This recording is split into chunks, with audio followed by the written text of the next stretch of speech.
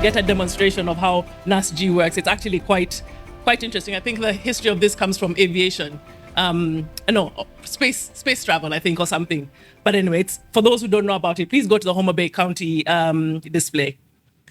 In partnership with the Ministry of Health, KMET, CHAI, KEMS, and others, we are working to ensure that all these 15 counties that have been identified have NASG and EMOC capabilities so no mother dies giving life. We invite allies in government and development partners to join us in this life-saving mission.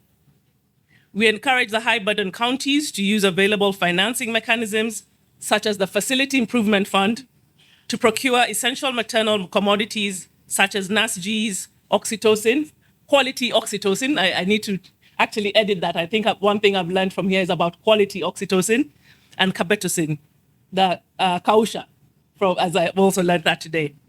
To help accelerate, we will match the cost of every NASG purchased, doubling the reach and strengthening domestic investment in saving mothers' lives. We are working to ensure that the maternal and perinatal death surveillance response process is activated in all these 15 counties. We are strengthening health facility management committees and community health committees to increase accountability in the health system. And Luala is working to ensure that the maternal and perinatal death surveillance response process is activated in these counties. At the community level, we are strengthening links between households and health facilities. In Migori, TBAs have been transformed to birth companions, and I think you saw an example of that today, supporting skill delivery and timely referrals. Ladies and gentlemen, with the commitments that have been made today, let's work together to move the needle and ensure that no woman or child is left behind in the fight against preventable maternal and neonatal deaths. With those few remarks, I'd like to thank and acknowledge everybody on stage, Governor Mudomi Joki, Senator Catherine Muma, Dr. Patrick Amoth, sorry, I can't see you all from here, Professor Qureshi, Dr. Susan Ontiri, Dr. Manyasi, and your champions in Nairobi. I think we all appreciated your stories and stand behind you in your efforts. Dr. Wanjiku and your battalion in Muranga, and the inspiring stories from Kiambu through Dr. Maina. To Alinda and Wilfreda Odindo, and for Stacy for her vulnerability to initiate these conversations. Our moderators, and of course, Ms. Katra Ali. Thank you very much. Thank you very much, Sandra, Chief Program Officer Luala, and thank you very much, people, for being very patient. We want to move to the next segment, which will be handing over gift hampers to the people who have done a great job today. And as we do this, also scan your eyes to the screen. We are also rolling the things that have come out from our discussions, and this will be tabled to Mudomi Njoki and the whole COG team for ratification and signing. But people, you just scroll up to the statements as people look at the gift exchange, then we shall also be interrogating that. So I would like to invite the CEO COG to come forward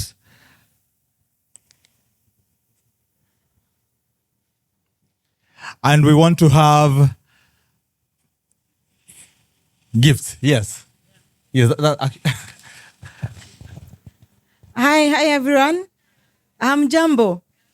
I tend to believe this has been the most interactive and educative session. I have enjoyed every bit.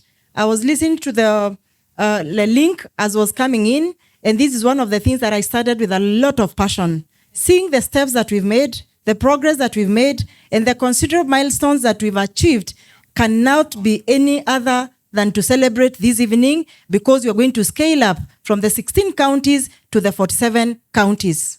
What started as a joke in an office through CHAI has actually generated to what it is, and the celebration that no mother has died in a county for 94 days, to me, is actually a great success. We have Kiambu that has not recorded any death at 6 months. It is great success. And many other counties. We want now to scale up to the young ones. We've been challenged. Thank you very much to the team that organized this. And I think the waving from the COG to have this conference, this side event take place, it was actually the best decision that I made. So to the pediatricians, to the apologies that have, please let's continue championing this good cause. We are there to support you.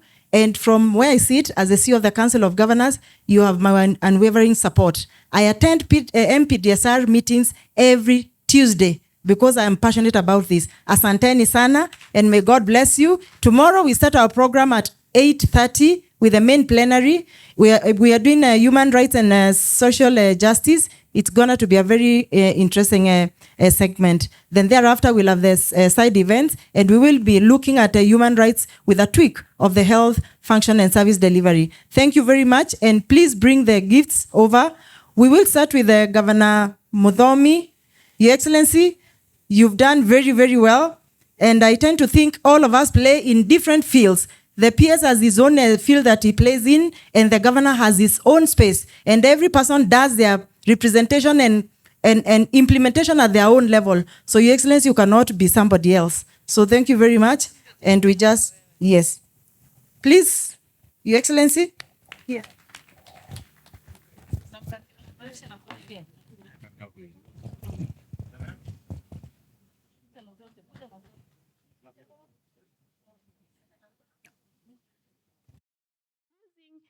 $15 fully loaded planes every year, carrying 340 women. And the governor continues to sleep. No. The senator continues to sleep. No. The DG continues to sleep. The CECs, the CDHs. No, we can't allow that to happen. Next slide. Next slide.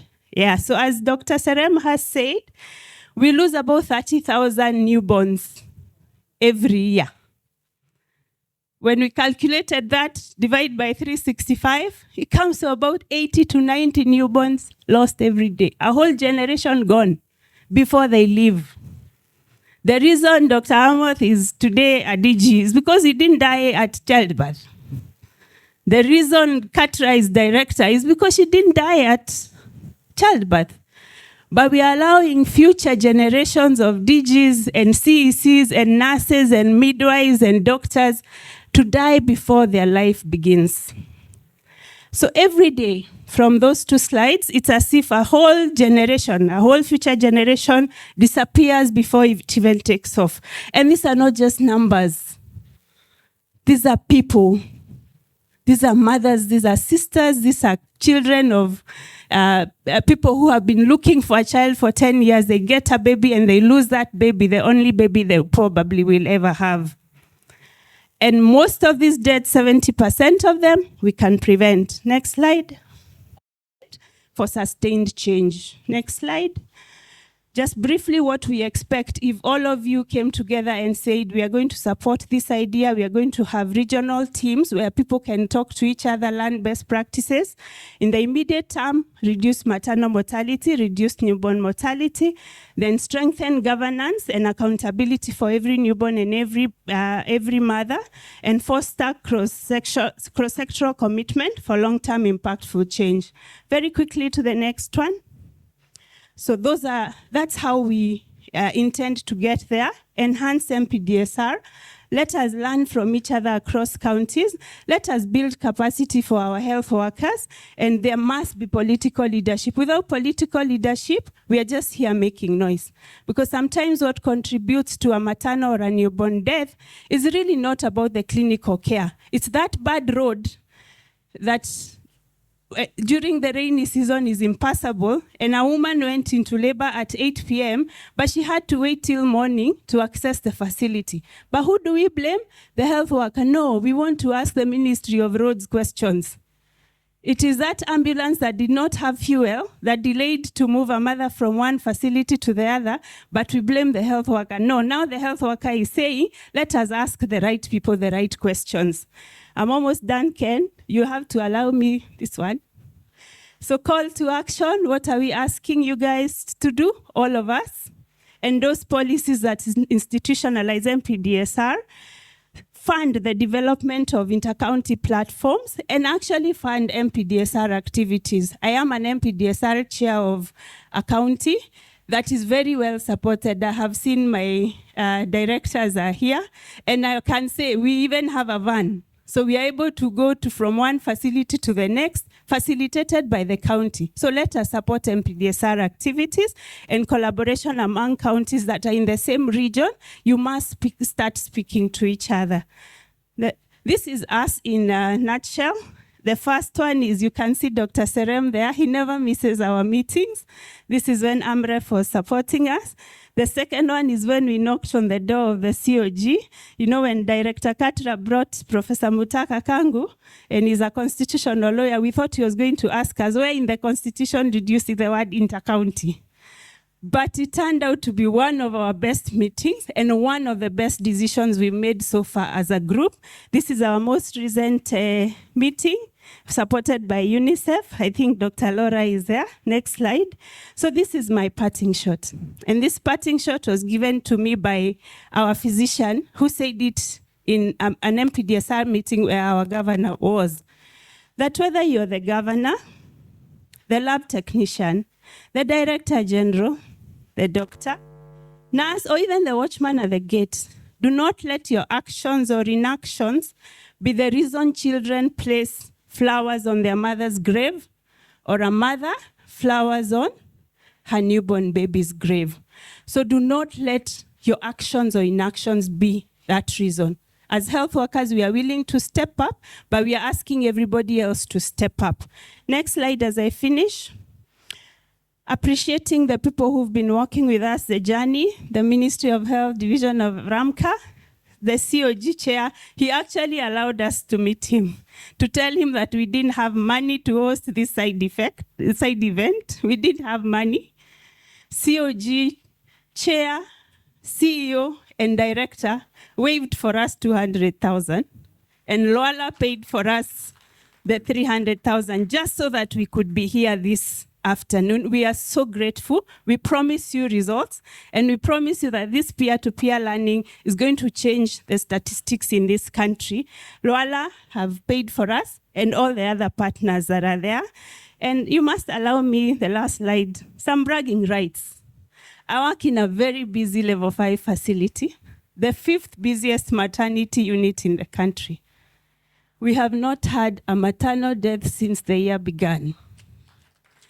We have delivered just slightly over 4,000 women and attended to hundreds more in the gynecology ward where the miscarriages, the ectopics happen. Dr. Amoth was a med sup there, so he would know that even our gynae ward is equally busy, but we've not lost any mother. Thank you very much, ladies and gentlemen. We look forward to working with all of you to change the story for mothers and for newborns. Thank you. Yeah, give it up for Dr. Maina.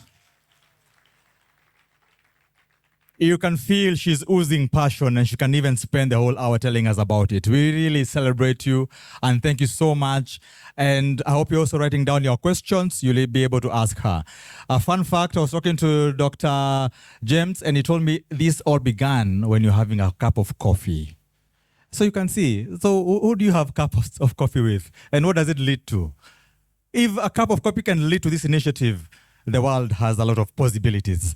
I would like us to move very quickly, and I want to be very tough on time because we want to hear from the crowd. And for the speakers on your card here, remember, we want to engage. So if we have one monotone, we might not find the time to hear the voices of the people listening to you. So do not feel bad when I push you on time, because we also want people to give you feedback. So without wasting time, are we together? It is hot in here, but are you still hot in your heart for this topic? I want to invite Miss Alinda Denga, nurse midwife, reproductive, maternal, newborn, child, and adolescent health advisor of Loala Community Alliance. She brings insights. Yeah, give her a nice clap. As she sits down, or waiting, okay, let me finish your accolades. She brings insights from the community, advocacy strategies, enhances community systems, and fostering collaboration with partnerships and governments. Welcome, Alinda Ndenga. Karibu sana. Thank you. Thank you very much, Ken. And thank you everyone for joining us today. We have learned a lesson a year or 2 years ago. We did everything, but we did not consult who? Whom didn't we consult? The community. You remember how our finance bill was shut down? Because we forgot to reach out to the community. And that means that the most important person in this hall.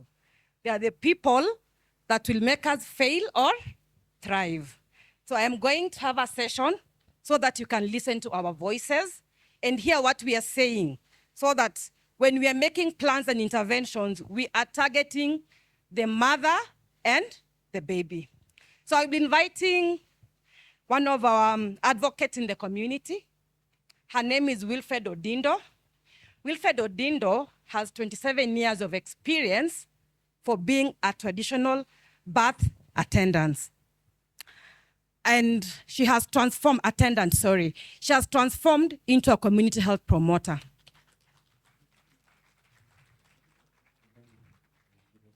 Welcome, Wilfred. We'll also be having a Gen Z. We got a Gen Z for us because they're the ones we are listening to. So we have a Gen Z who will be speaking to the 1.5 million women who are expecting in this country. Please have a seat. Stacy Adhiambo, please come in. So as Stacy is coming forward, I will give Wilfred a moment to say hi to you.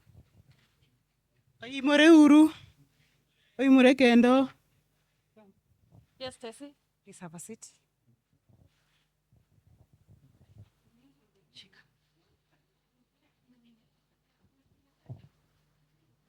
Thank you. Stacy, go ahead. Say your name. Say.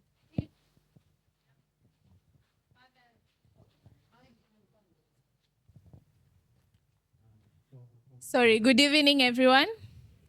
My name is Stacy Adhiambo. I'm a mother of two, and today I'm an advocate to share with you my journey. Thank you. Thank you very much. So very fast, we'll get started with Wilfred.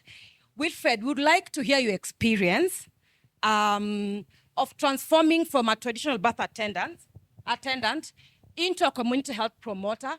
Please let us know, in your previous life, how many women did you deliver? How many years of experience have you brought on board?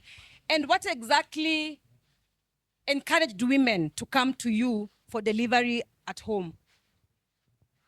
Thank you, Alinda. You can sit. Okay, I like standing. Okay, stand. Thank you, Alinda. And the reason why is that there was nowhere to go. The hospitals were far away. So by this, the women were not able to get reliable transport. So they came to us. Another thing is that the language spoken there, language was a barrier. Another thing, it was that they were not comfortable with the position, the birthing position that was there in the hospital.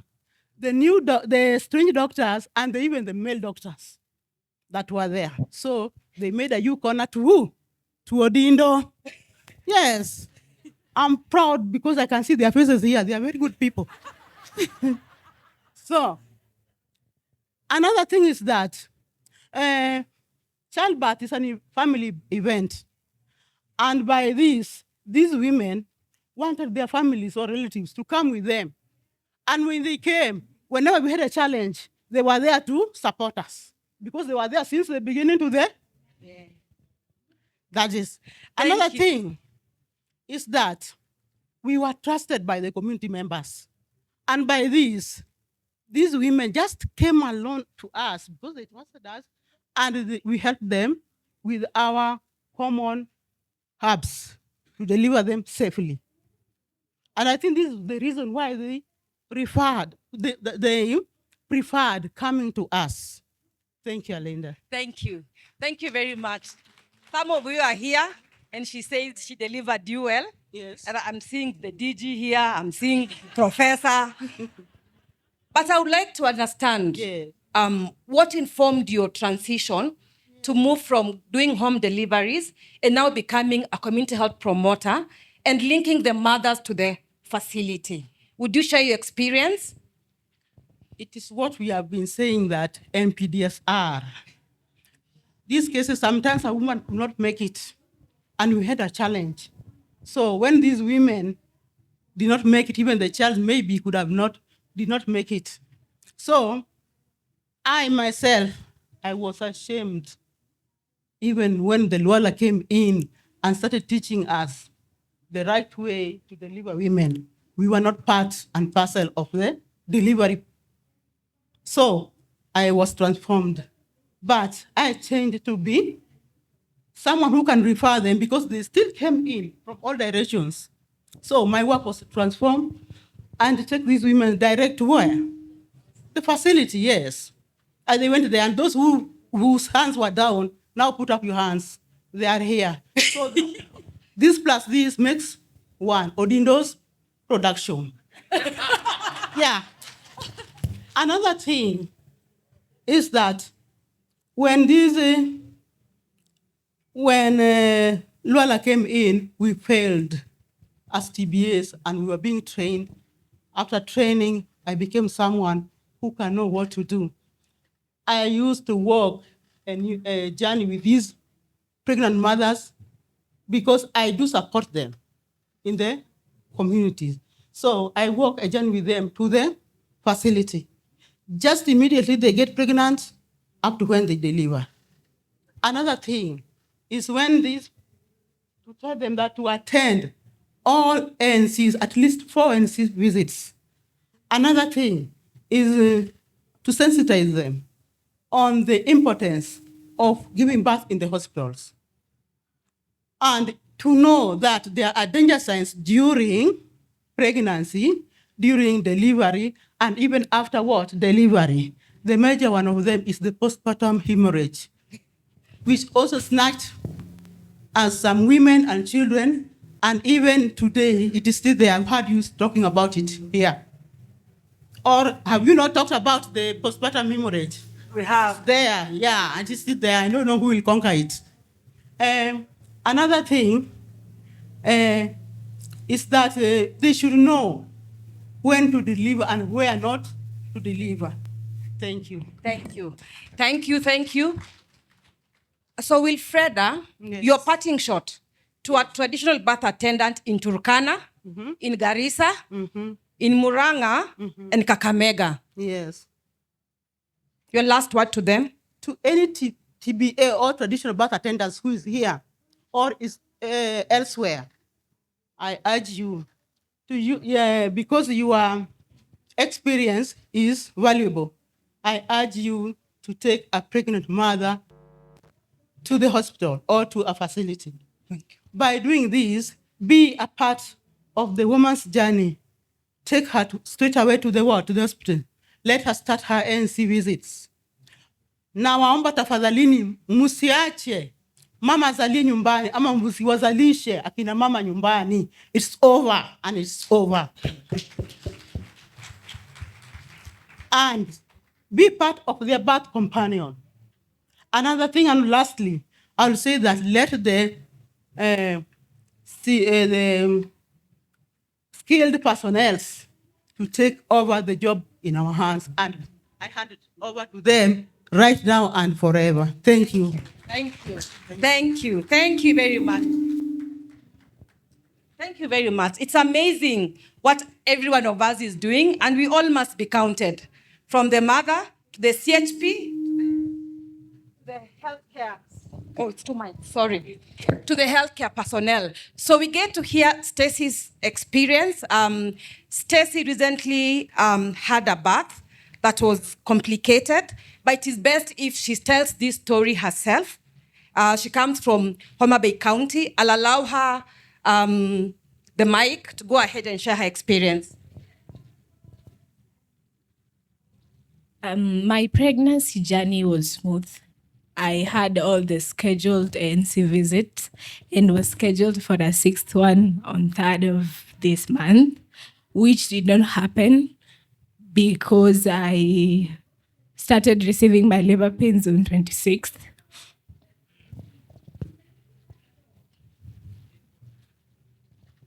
I was admitted at Makongeni Sub-County Hospital in the morning by 7, 9 centimeter dilated.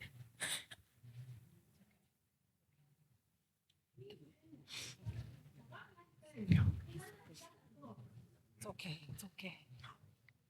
So I was reviewed by the nurse in charge, and she told me I could deliver normally. 1 hour, 2 hours into labor, I was referred to Homa Bay Referral Hospital because apparently there were complications. They called the ambulance. I had to wait for another hour. When the ambulance came, it ran out of fuel right outside the door. So I had to pay 1,000 bob so the driver could hop on a bike and go get fuel. I had to wait another 30 minutes. So I was admitted at Homa Bay Referral by 10:30 a.m. in the morning, Saturday. So when I got there, the nurses there were helpful and very cooperative. They assisted me however they can.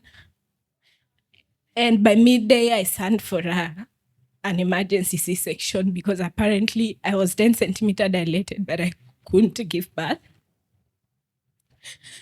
The doctors were not there.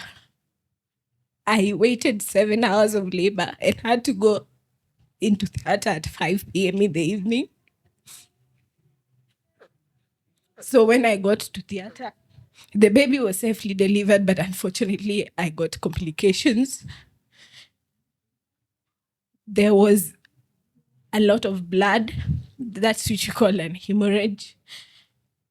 Due to a uterus rupture, they had to do an emergency subtotal hysterectomy to help save my life.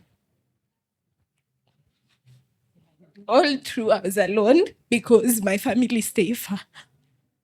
And my husband was right outside the door, but apparently they couldn't consult him because my life was in danger.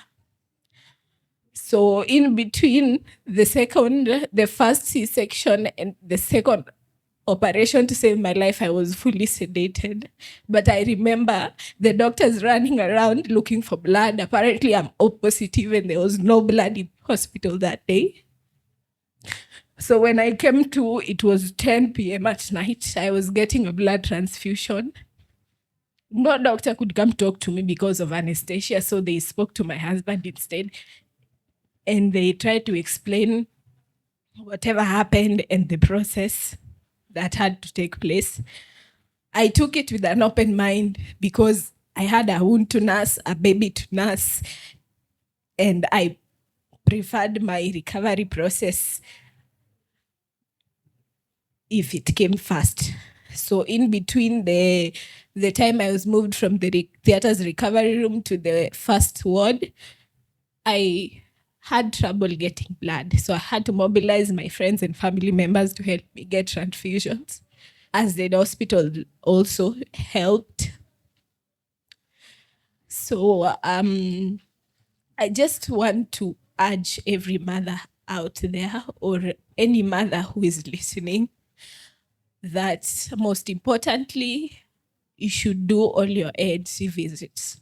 But despite all that, you should know that anything can happen. That is why we are sensitizing that we should all go to hospital and deliver in a facility.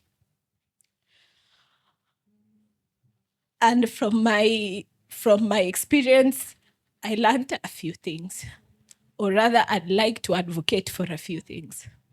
I would like to urge the county government to please ensure that we have adequate health personnel, that is doctors, nurses, and whoever it is. Because as much as they try to help us, they are overwhelmed by patients. Maybe the next patient might not survive 7 to 8 hours of labor. Maybe the next child cannot survive that because my water broke at 7 a.m. But the child is strong and alive without any complications. I would like to urge them to ensure that we have reliable transport, fully fueled and equipped, because the next mother might not have 1,000 shillings of fuel. the next mother might not even have money for a motorbike to move to a referral hospital. I'd also like to urge hospitals or the government or whoever is in charge to ensure there's blood in the hospital and avail it to mothers who need it in time. Because were it not for the mobilization of the hospital in time, I would have died due to blood loss. Not because they could not fix me or anything. They did all that, but I was too weak. I had lost a lot of blood. Lastly, I would like them to avail, if possible, avail theaters in all our hospitals, because if there was a theater at Makongeni Level 4 Hospital, I would not have had to wait 7-8 hours to go into theater. And before I forget, they should put a lot of emphasis on guidance and counseling.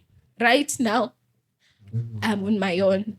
I'm working this on my own, alone, on my own terms. I have 2 children, a family to run, a family to take care of because I'm a second born. Most of them depend on me. So the guidance and counseling should come into and help mothers. Maybe the next mother won't be as strong as I am. Her will to survive won't be as strong as mine. So mentally, psychologically, they should come in and help mothers come out strong, help take care of their children. Thank you.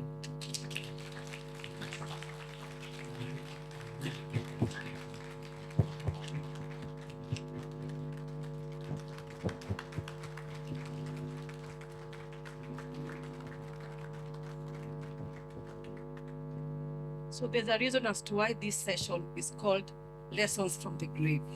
Thank you very much.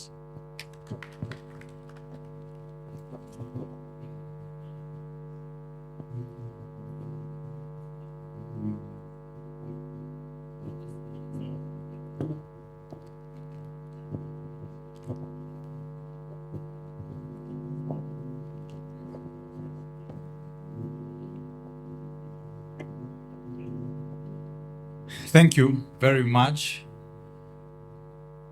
Alinda, for leading that conversation. Very heartfelt.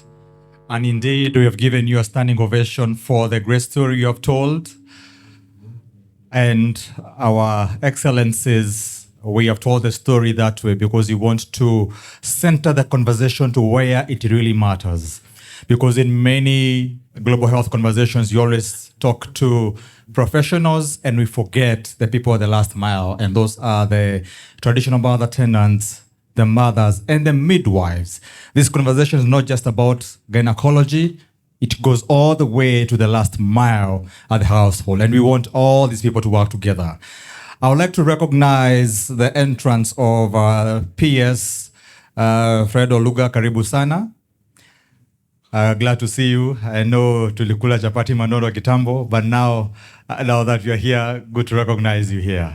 And you can see our other friends in the room. We're looking forward to hear your thoughts, and we are happy because you're here, because this maternal health problem is also a political and financial challenge. And you being the PS, you are very happy that you're in the room.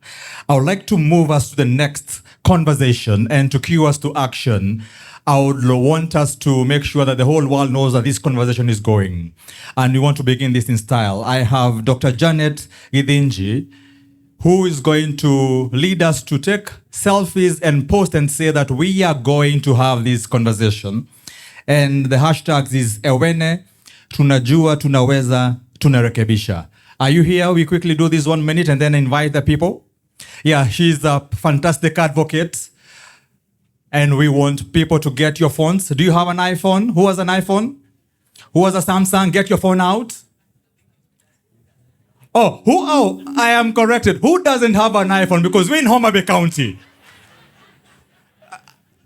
I am well guided. We're in Nyanza. I am well guided. But yeah, please remove all your phones. We want you to take a selfie with your neighbor. Is your phone on?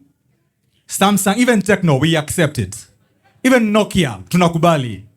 We value you, just come the way you are. And as you do that, 30 seconds, tell us the hashtags, and we want everybody to start queuing the whole country to zero maternal deaths.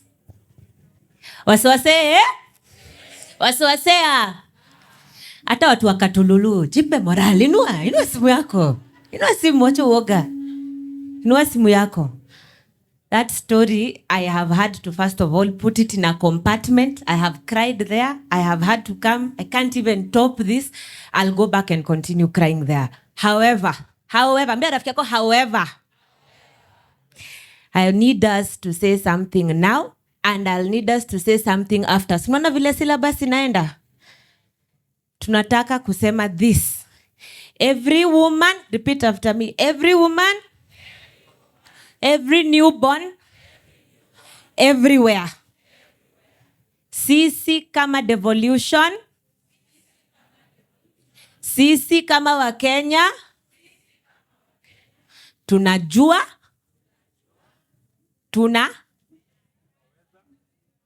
nimehang. Hiyo story imenimaliza. So wacha nirudie tena. Every woman, every newborn, everywhere. Sisi kama Wakenya, tunajua, tunaweza, tutarekebisha. It's the only thing we can promise that girl. True or false? It's the only thing we can promise that girl and every other woman who's dying every 2 minutes. Tunajua, tunaweza, na tutarekebisha. I want you to go on your phones. That is the hashtag for the day. Every woman, every newborn, everywhere. Tunajua, tunaweza, tutarekebisha. Thank you very much.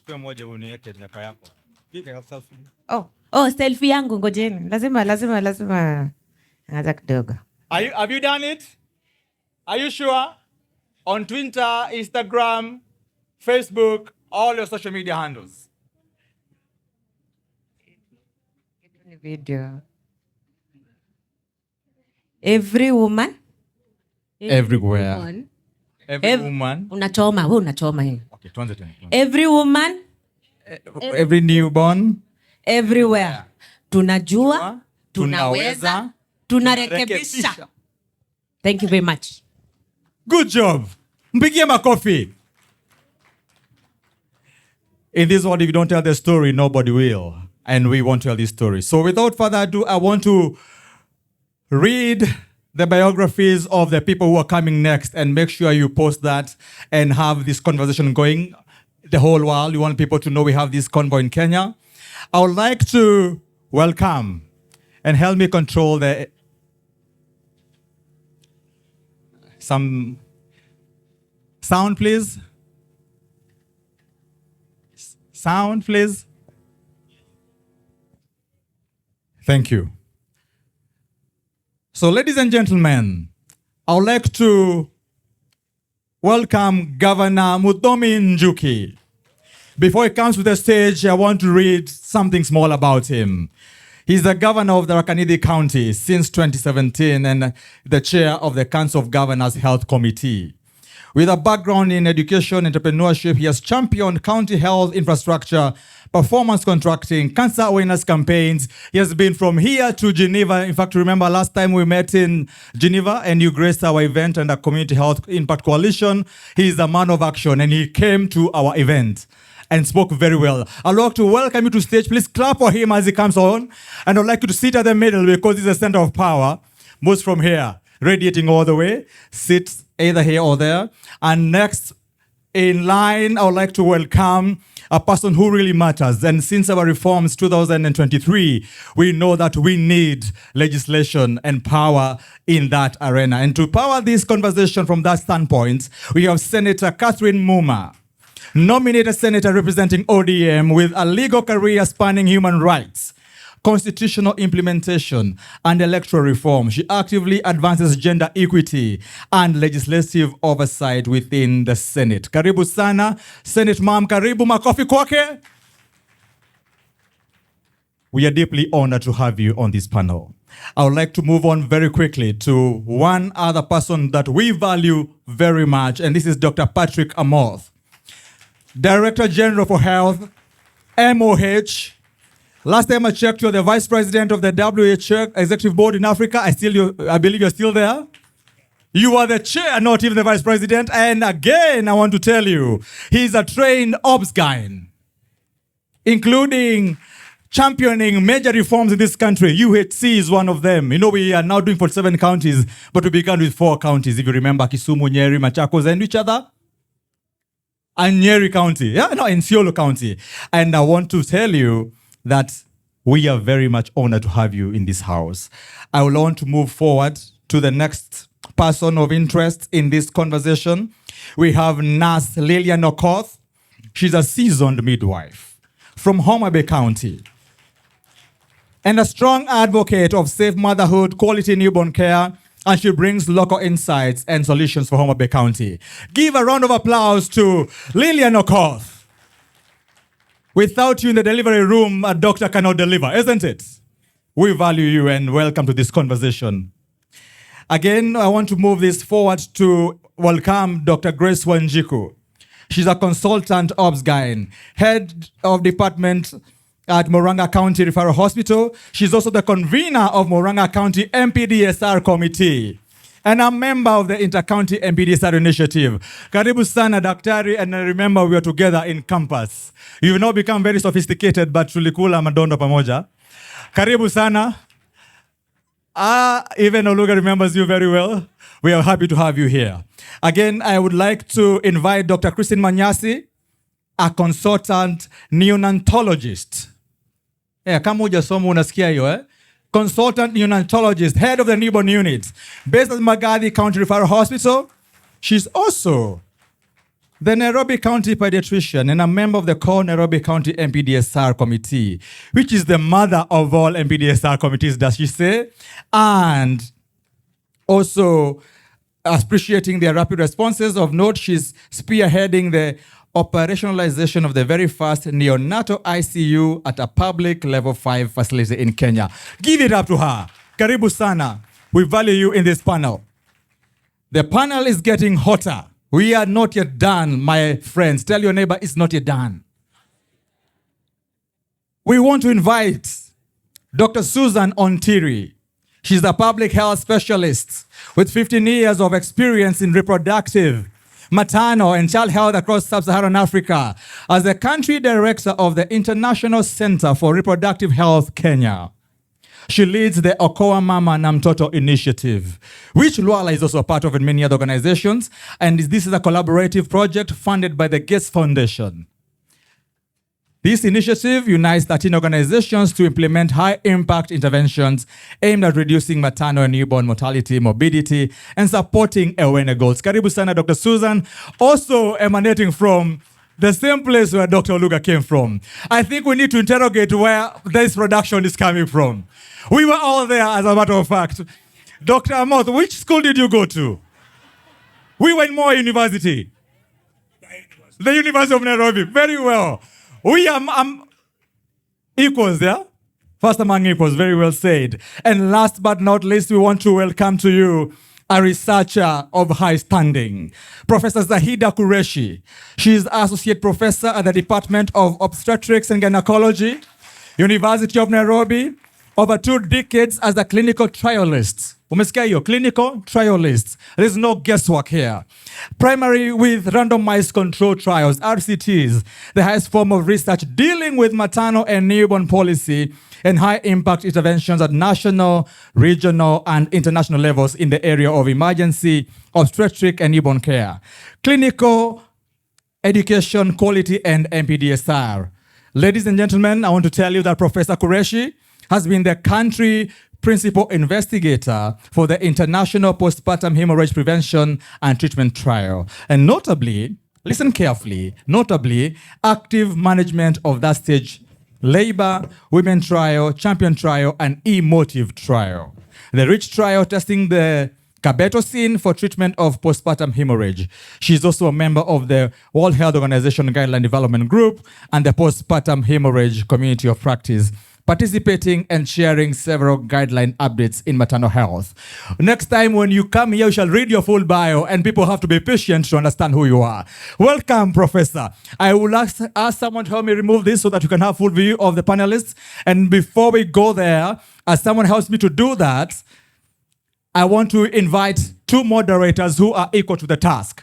And I have Dr. James Amenge and Dr. Mudhoni Ogola. Dr. James Amenge is the consultant Obscaling and the Mpdsr chair at KNH, a level 6 facility. Give a round of applause for him. He also heads the very first dedicated maternity ICU in the referral hospital, and is a convener, also a co-convener of the inter-county Mpdsr initiative. And also we have Dr. Mudhoni Ogola, who is a consultant pediatrician, head of the newborn unit at Pumwani Maternal Referral Hospital. Who was born in Pumwani? So we have your person here, one of the largest referral facilities with the largest neonatal ICU in East and Central Africa. And by the way, she holds a PhD in implementation research with a sharp focus on quality improvement on newborn care. Glad to hear that, and over to you. Wow. Good afternoon. Good afternoon. Say hi to your neighbor. Please ask your neighbor if he or she cares about the pregnant woman. Add the next one, does she care about the newborn? Okay. Why have I asked us to tell each other that question? A famous scientist, one of the fathers of Upscaling, Professor Fadala, once mentioned some statement that I want to quote to us. That women are not dying because of diseases we cannot treat. They are dying because societies, us, have yet to make the decision that their lives are worth saving. Are you a society? Are we a society? I don't know what decision you'll have made by the end of this conversation. That's the challenge. Welcome aboard. Thank you so much for taking your time to have this conversation. It's a painful conversation. Emotions have run here high. If you didn't shed a tear, I want you to probably re-examine the heart and the soul. Did you hear that conversation? Has it moved you? The delay in theater, lack of blood, transport. We talk about them, yes, but when they are being said by the person who has suffered those consequences, it's painful.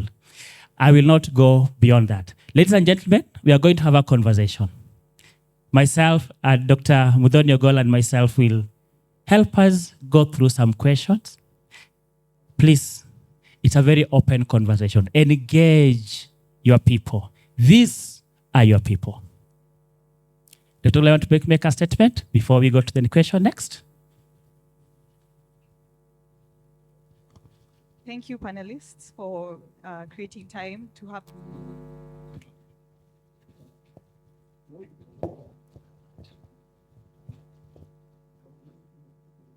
We're looking forward to an engaging conversation, and we'll begin with the maternity team. So over to you, Dr. James Amenge. Thank you very much.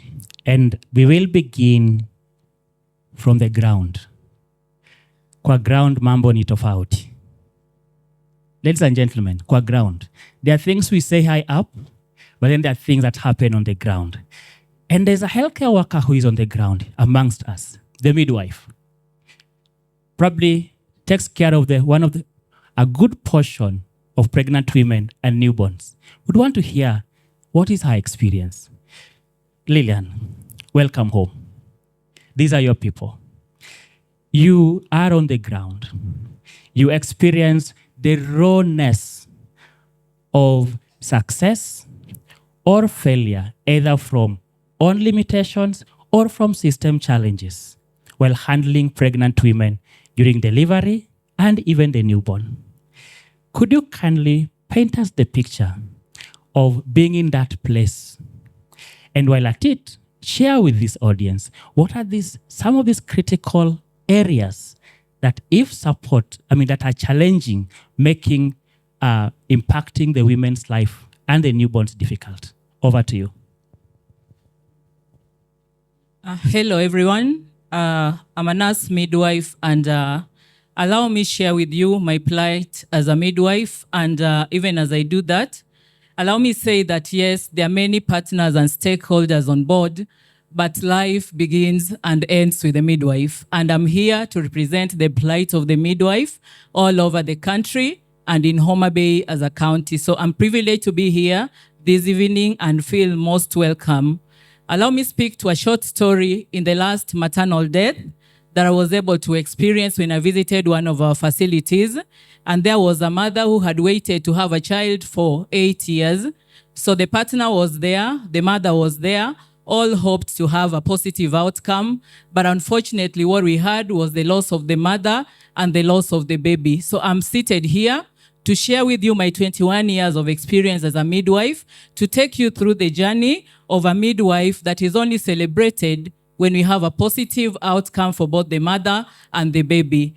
So I would really want to highlight a few experiences and clinical challenges that the midwife goes through, however much the midwife may wish to have a positive outcome. One, I can't overemphasize the issue of shortage of human resource. And when I'm talking about human resource, I want us to look at our facilities in our respective counties and tell us how many facilities are staffed according to the standards that we have. It really cannot be overemphasized that any moment that we are having fewer staff than what is expected, then automatically we are compromising quality of care. So as I sit here, I want to say that one of the things that the midwife is struggling with is shortage of human resource. And when we are talking about human resource shortages, we mean by expertise and by levels of staffing. The scenario that I just shared briefly, we got into that because the doctor who was supposed to be on duty was on call. Why? In a facility like the facility in question, it's a level 4 facility where ideally we should be having 16 medical officers, but on the contrary, we only have 1. So in that event, that medical officer is not able to be at work the way it's expected, and therefore they operate on call. What does that mean? That anytime then there is a reason to call, you have to wait, and occasionally they must be picked with ambulances. So what are we saying? We are struggling because, yes, the midwife may be able to identify that there's a problem, but the expertise that is needed to be able to curb this is still a challenge. Again, when we have more clients than what the midwife can handle, that really delays the process of being able to adequately monitor these clients, to be able to adequately identify any complication and act promptly. The second challenge that I would wish to highlight is issues around infrastructure and equipment. I want us to look across our respective counties and just understand how many newborn care units we had. In the last health facility census that was conducted in 2023, it showed that only 40% of our health facilities are able to offer maternity care. Then what about the other 60? Are there women who stay where the other 60 health facilities are? And if so, then what is their fate? And allow me also to highlight that even as we are talking about infrastructure, for us to talk about skill delivery, then we are giving reference to the healthcare provider, we are giving reference to equipment, and we are also giving reference to the environment. So what are we saying? Yes, there are these 60 that are struggling in the name of skill delivery, but ideally, they are doing what a TBA would rather do. It's like now just moving them from their locality in the village to a facility where, again, they are handled with this midwife who is not adequately empowered in terms of knowledge, in terms of skills, and even in terms of equipment. The other thing that I would want to highlight is about staff motivation. When we are talking about quality of care, then we are talking about individuals who are working within the right attitude and in the right system. Anytime this is compromised by the fact that there are delays in salaries, by the fact that there are no motivations, there are no promotions, there are no redesignations, then we are saying anytime the midwife is demotivated, then we see this impacting negatively on the life of the mother and the life of the newborn. I want to talk about issues of leadership and management. And here, the key issue that I really want to highlight is the issue around referral system. We are struggling because what is supposed to be an ambulance is ideally a pro box that is just helping to carry clients. Most of the ambulance that we see are more of pro boxes. Why? They don't have the oxygen that they're supposed to have. They don't have the warmers for the newborn. And to make it worse, even issues of fuel allocation is not prioritized. So then we are saying, yes, we have leadership and management. What do we do about the referral system so that if there's need to refer, then we have expertise, we have fuel, and we have an equipped ambulance? I don't want to stop this without talking about inadequate community engagement. We saw a case at hand and we are saying if there's fast delay, if our community members, if our mothers in the community are not able to recognize that they're having a problem to come to us in time, then yes, the midwife may be available, but when they come late, then definitely we're expecting negative outcomes. Thank you.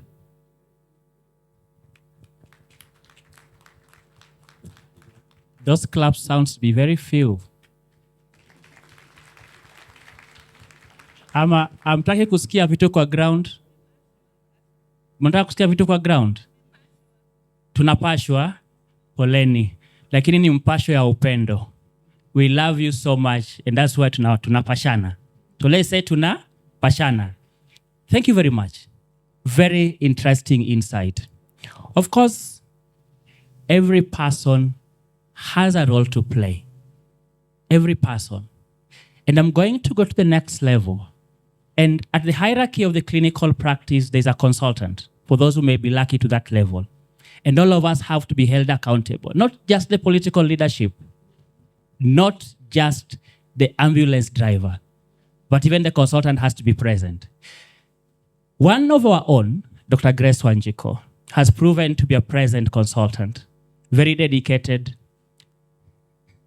The level of commitment this girl has for her pregnant women is just too much. I call her miracle worker. But Doc, I want you to point a picture. In the rawness of your experience, when you're losing a mother in your hands, you've done the best you can within what you have. But at the same time, occasionally you have scenarios where you're helpless. There's nothing you can do. How does it feel?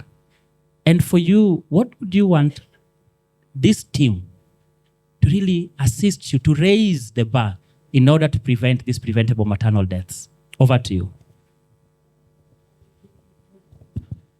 Thank you so much, Dr. Amenge, for that question. As an obstetrician gynecologist, I love my job. I love it so much. The cry of a newborn baby being handed over to a healthy live mother is the most satisfying thing you can ever do. It is amazing. You never get used to it. I know Dr. Nelly is clapping so hard because we share the sentiment. And unfortunately, there's one thing I really dread as an obstetrician, and that is to sit down a family in a family conference and tell them that their wife, their daughter, their cousin, their friend, their kin has died while giving birth.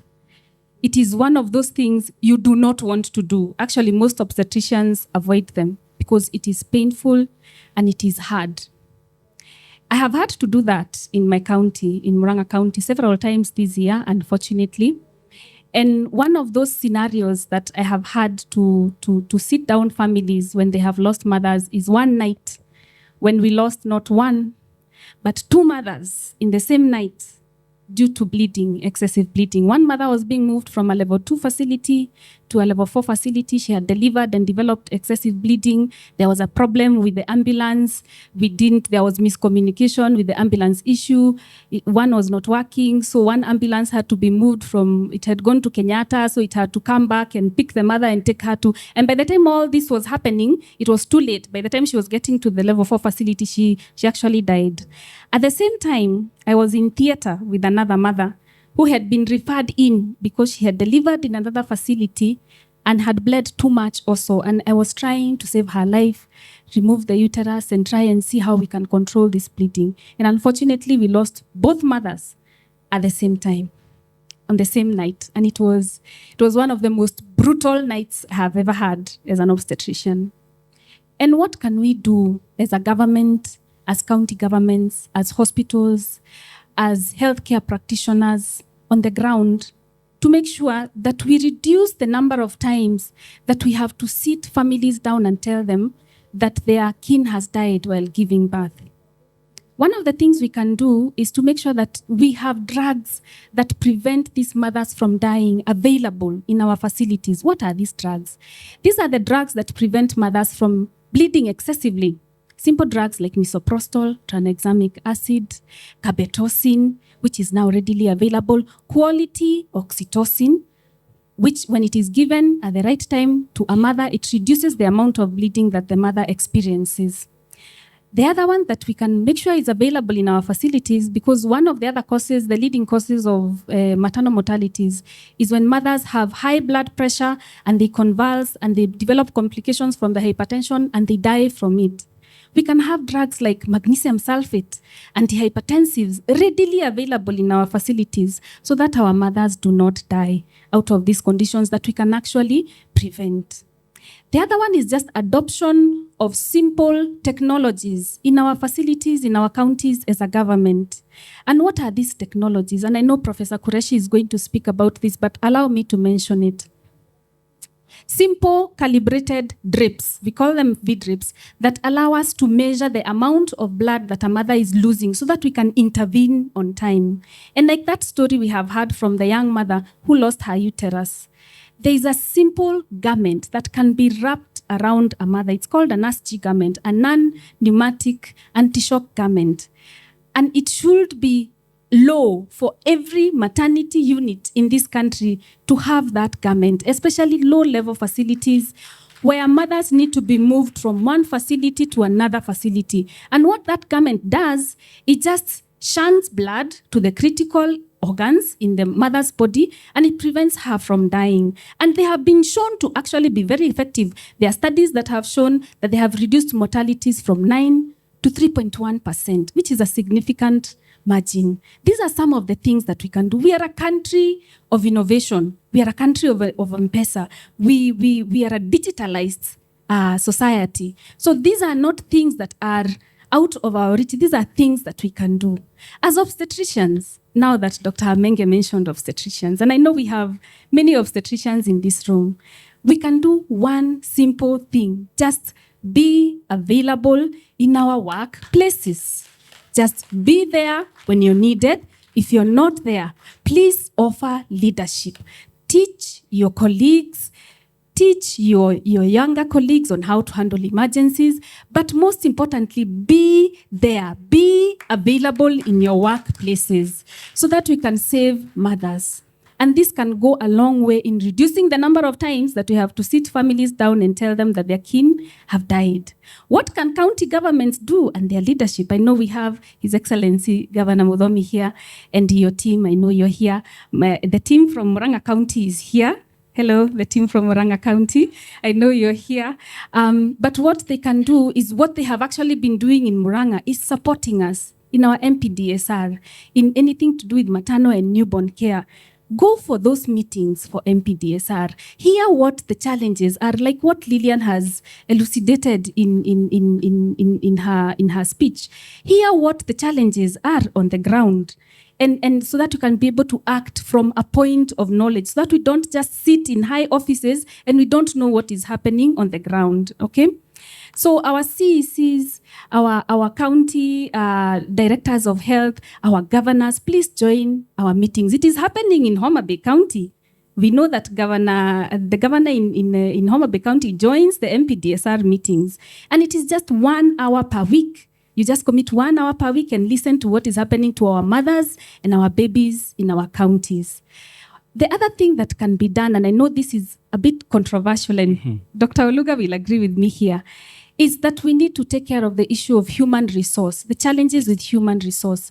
We need to do something about these perennial strikes and go-slows because they plow back all the gains that we have gained in the arena of maternal and newborn care. So we need to take care of these issues once and for all. We need to honor the agreements that have been made between the healthcare workers and the government so that people can work together seamlessly without these challenges. There are counties that have been on strike for so long. People have even forgotten that they are healthcare workers in hospitals, which is a very sad situation. So I think when we do this, Yes. we are going, as Dr. Maina said, we are going to stop 15 planes full of almost 350 women from dying every year.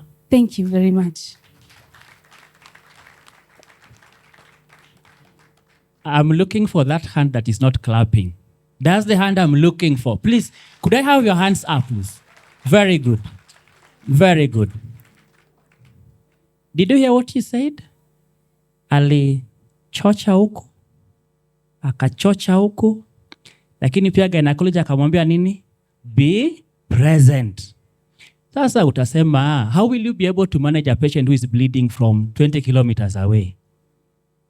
And you're doing phone calls. It can't be possible. How will we show the way? But the same way, Your Excellency the Governor, we challenge you that one mother who has died from pregnancy-related complication, that if you could spend that 1 hour and just listen in and hear that there was an ambulance that failed to work, then you can easily call your CEC to action. Ask the chief, what is going on? And trust you me, when the leadership takes lead, everybody to the line. Did I lie? Why not clapping? Thank you very much. And Dr. I want to finish within 2 minutes. There's Mpdsr that has been existing in over a decade now. And one of the challenges that we've faced has been following through the recommendations into actions. They just remain stories told during an audit, during a meeting. At the same time, the honest conversation that the healthcare worker can come out open and say, this we missed. Then we say, how can we learn from it? You've been able to foster a culture in your county and in your institution. Could you share insights about this in 2 minutes? Then I'll hand over to Dr. Mudhoniogola. Thank you. Thank you so much, Dr. Mengem. We are trying to najaribu. So in Murang'a County, if I can give my experience in Murang'a County Referral Hospital, as a county, we have a weekly Mpdsr meeting. My chief officer and my county director of health are here. They join every week. We have been doing that for the last 1 year, and it has borne a lot of fruit. And what we do is we foster a culture of openness, and we try and not blame individuals and point fingers, and we try and look at what went wrong, what can we learn from it, how can we change next time so that we do not have this kind of a scenario next time. The other thing that we have tried to do, it's not yet working very well, but we are working on it. It's working for the babies. For the mothers, we are still working on it, is actually to have a tracker, which was actually spearheaded by our county director of health. And we have a tracker, an action tracker, that this is what we said this week. And next week, we want to know what we said last week. Did you do it? Why haven't we done it? What are we going to do about it? Who is responsible for it? And therefore, that fosters a sense of accountability for everybody who is involved. Thank you.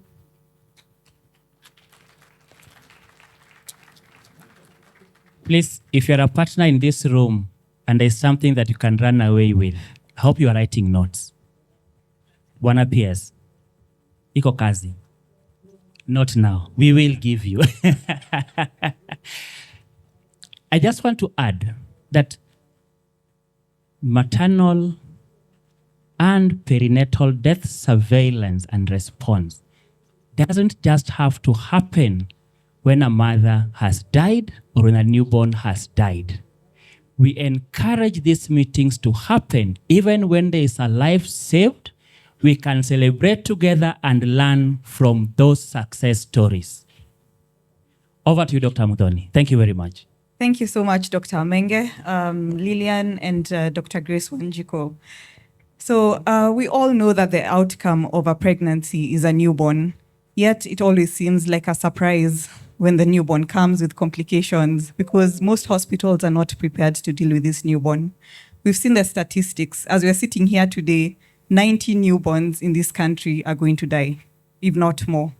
Yet life goes on as normal. So we decided someone has to speak on behalf of these newborns. We cannot continue normalizing newborn mortality. Today, Dr. Christine Manyasi, a neonatologist, who's also the county pediatrician of Nairobi County, is speaking on behalf of this precious population, a population aged 0 to 28 days. Yeah?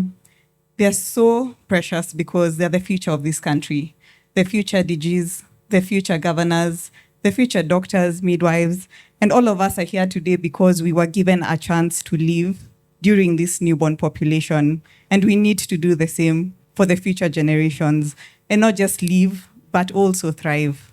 Every mother deserves to go home with a healthy newborn. So this population, however, remains very underrepresented and therefore a highly vulnerable population.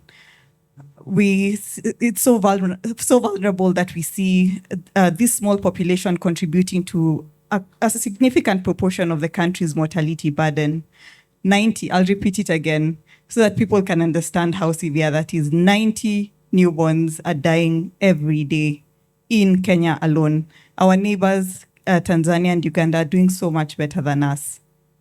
Now, many people view the newborn as a small adult or a small child, and therefore don't understand the uniqueness of this population, the unique nature of their needs and their care.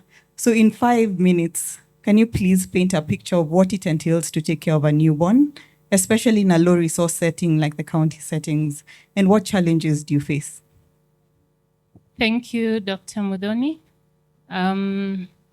To tell my story, I will request that there are some images I'll request that we just have a look at as I narrate to you something that haunts me to date.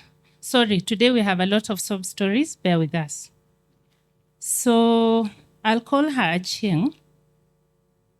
Achieng, in the year 2020, at the beginning of COVID, she had had her first, not related to that image, she had had her first delivery that ended in a stillbirth. A stillbirth means a baby who does not breathe at all, is dead at birth, okay?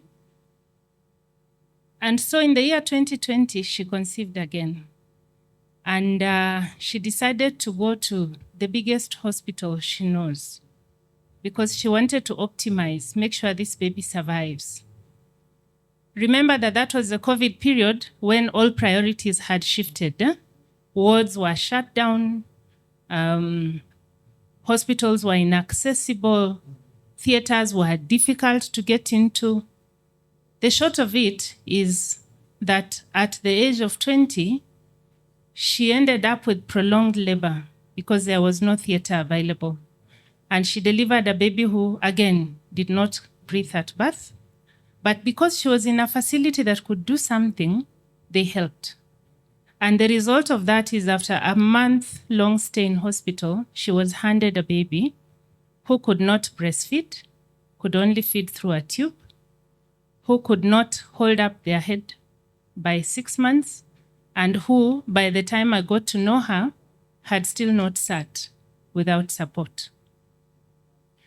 It did not end there. So I met her in 2024 with another baby. And I met her with another baby because she ended up in my unit. And so we talked because she was very teary. Her baby was very unwell. And in the period that I got to know Achieng, she narrated the previous history to me But this time, she came because, one, she changed hospitals. She said, you know what, I've tried 2 other hospitals and it didn't go well. And the other big hospital, which I thought would help, it didn't go well still. So I've decided to try your hospital. So I came. She attended all her antenatal clinics, like our mother here said. She came for all, she took her vitamin supplements and folic acid and iron. She did everything. She really wanted a good baby. The addition to this is after she got that baby who could still not sit, her husband left because she was a house help. And so she would leave early, she would go to work. She lives in Kibra. The husband left. So she moved back with her parents and she was trying to get by. But then she got pregnant again, this time very hopeful for a good baby. But again, something went terribly wrong. She ended up in my newborn unit because this time the obstetrician who was present told her, your pelvis is too small. You cannot push out this baby. And so she labored and labored. Why didn't she end up on the operating table?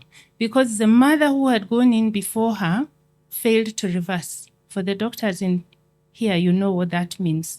That the mother did not wake up from anesthesia, and therefore they could not take her out of theater. So they were looking for an ICU bed for this mother before they can take in Acheng. So she waited and waited until this mother was sent to ICU in Murang'a. Remember that Murang'a story? Beautiful. A mother was saved. But in the same breath, we lost something. By the time her baby was delivered, this baby again did not cry, did not breathe. Okay?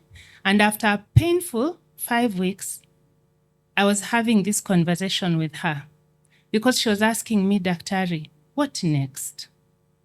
Now I have 2 babies.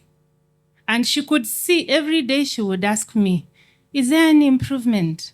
Can the baby now breastfeed? Can the baby, because she had been through it before. It was a very painful story. I saw Acheng at the follow-up clinics. She has both babies to date. I don't know, I've not seen her for the last about 4 months. I don't know where she is.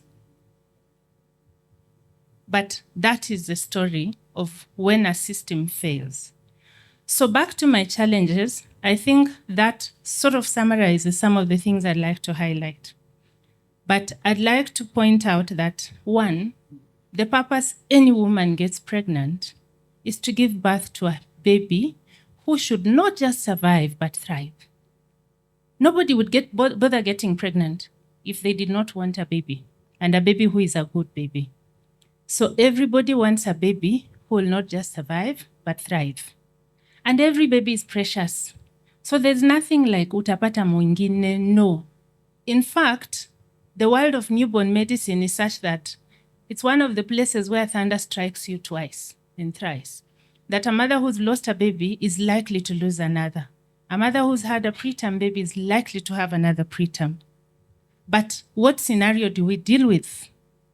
As you see from some of my photos taken from county hospitals across the country, one is a typical newborn unit is one crowded room, okay? One very crowded room. And I must apologize for some of the images. I hope I don't give you, because that's a reality. The Mabati structure, if you can just go back, is a newborn unit in this country. Somewhere. It is a newborn, it's actually labeled, if you zoom in, it's a newborn unit somewhere in this country. That's how underprivileged our newborns are. In fact, I find them to be an accessory. We actually don't think about them. So you have a crowded unit that 4 or 5 feet square is holding about 50 babies. Cramped. 4 or 5 babies. You see the way they are arranged. If one stops breathing, you don't quite know. You'll notice when the mother has come and the mother touches and says, my baby is not breathing. Because what compounds it again is that you have one nurse taking care of 50 babies. WHO says one nurse should take care of 5 babies. So one nurse is doing the job of 20 nurses. I don't know why we judge babies by their size rather than by their needs, because the smallest people need the most care. Yet we get it the other way around. When we allocate resources, we say, in fact, most hospitals, when they are reassigning, when there's a shortage of staff, the first place they pluck from is a newborn unit, because they look at how small the size of the room is. You can bunch up these humans into one. Si utawaangalia tu wote mara moja. So KEMRI has told us that on average, one nurse spends about 3 minutes with a baby in 24 hours. 3 minutes is all a baby gets of care from a nurse. I'm not even beginning talking about doctors because that is way worse. Yeah? And so you'll often find mothers who are tired, demoralized, going through stress because they expected this baby to come well. The baby did not come out fine. Is here. They don't know what's happening at home. They have 2 other babies. Our mother has told us she's actually crying for help, for psychological support. And you can imagine her baby is alive and well. Now, imagine if her baby was unwell. Thank you. Thank you, Dr. Manyasi. Yeah. May I just finish one? Okay. Sorry. Let me finish by looking at drugs and commodities. If you are to pick the pharmacy list of any hospital, you'll find less than 10% of those medications are suited for newborns. If you are to go into the store and pick the commodities, you'll find less than 10% are suitable for newborns. So we get situations where babies' nostrils are stuffed by things that are 3 times their size because we have nothing better to do. Let me stop there.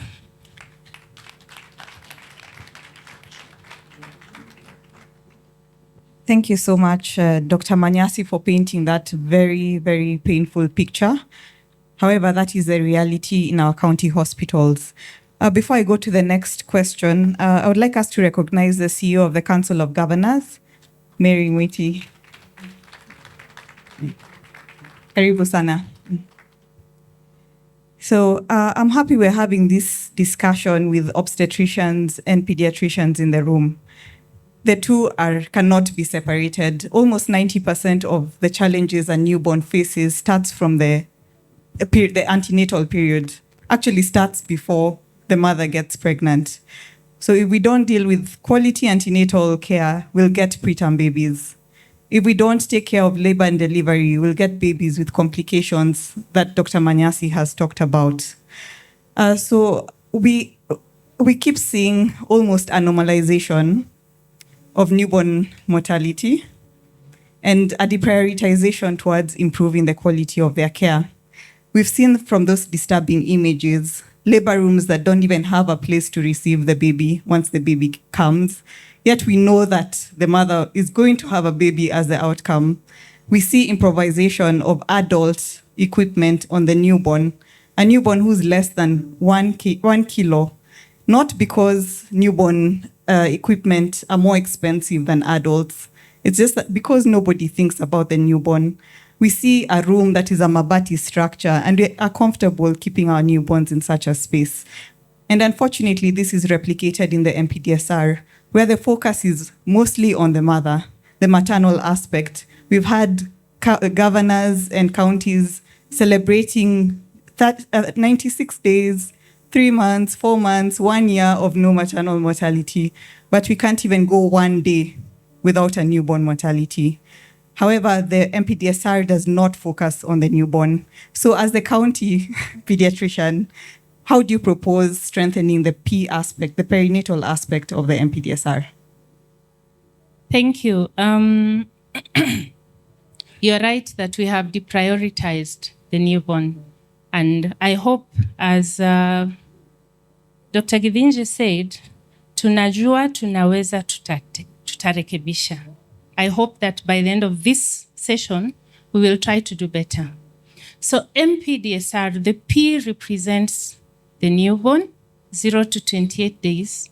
It also represents those who never quite took their first breath because things went wrong during the antenatal period and in the early newborn period. during the labor and delivery. Sorry. So what do we at Mpdsr envision? One is defining the problem through audit, taking stock. And through taking stock, we have learned a few things. One, that we are losing 90 babies per day. I'd like to urge the leaders in this room today, what are your numbers? Governor Mudomi Njoki, I'd like you to know, what are your numbers in your county? How many babies are you losing every day? And each of us, how many are you losing every day? We would love to even just celebrate 7 days. We are not looking 9 months, 2 years, just 7 days. Can we achieve it? We need to try. So take stock. What are your numbers? And for those numbers, what have you put in? I am really ashamed to report that there are some counties in this country that do not have a single pediatrician. Not a single pediatrician, because they've been unable to hire and retain. So if you don't have a team leader, do you have a team? They have not invested. We have a whole training program that aspires to train people to learn to take care of newborns. We are not embracing it. We are not releasing them for school. So we audit, we define the problem. 3 things are killing babies in this country. Prematurity, babies born before their time. Birth complications, those ones who fail to take off, as I like to look at it. And then infections. When you have 5 babies in that incubator, there's no way they will escape having infections. They will have infections and some will not go home. So we audit, and after we audit, then we plan a response. How do we respond? We need leadership, and that is our call to action in this room today. Let's learn by crunching our numbers, but also planning what are we going to do about it. You put your resources where your priorities are. So can we start by prioritizing newborns? Stop making them an accident. They are not a mistake. They deserve better. Once you prioritize them, you will assign resources for them. And babies need very, very simple things to survive. I keep saying babies have the highest return on investment, Bwana DJ. When you have, and no offense to my seniors, when you have a 70-year-old getting a stroke and you invest in ICU and antihypertensives, and to what level are you restoring their lives? Now, flip, and you have a newborn. My governor was born preterm. If you have a newborn and you invest in them, give them that one-time surfactant, help them breathe, give them some, within 1 month they are home. They become the president of this country. That is return on investment. So let's think about it that way. Yes, thank you. Thank you so much, Dr. Manyasi. I know we can go on and on talking about newborn problems, but we will come back to you. So I think the leadership in the room has been challenged. Many may not have known what is the reality on the ground, but we hope that going forward we will see a change. So over to you, Dr. Menge.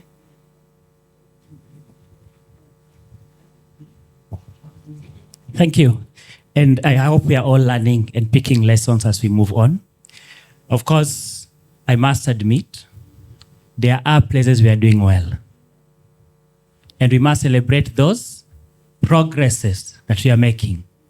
So if in your facility there's something good that is happening and we're not having that status, please, we want to hear about it. Make it loud. We want to exit a little from the clinical space, after which we'll make a bit of interactive session by having 1 or 2 comments before we go to the next level. We'll allow for that break of protocol.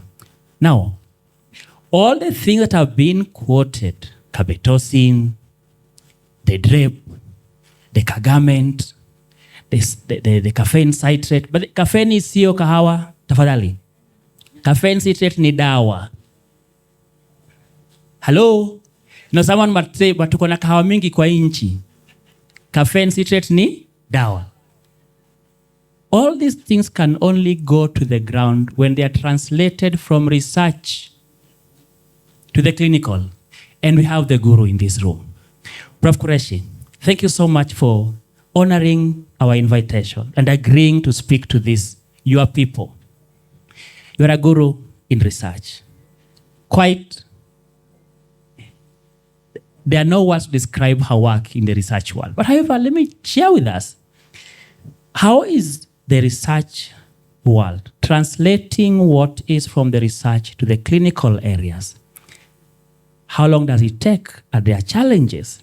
Could there be take-homes that you'd want this team to take home? I'm using the word take home twice, intentionally, that you carry it home. Are there take-homes that you'd want us to carry with us, especially with regards to stopping preventable maternal deaths? And I know your area has been in excessive bleeding. 40%. Can we make it to 6%? It's your turn. Thank you so much.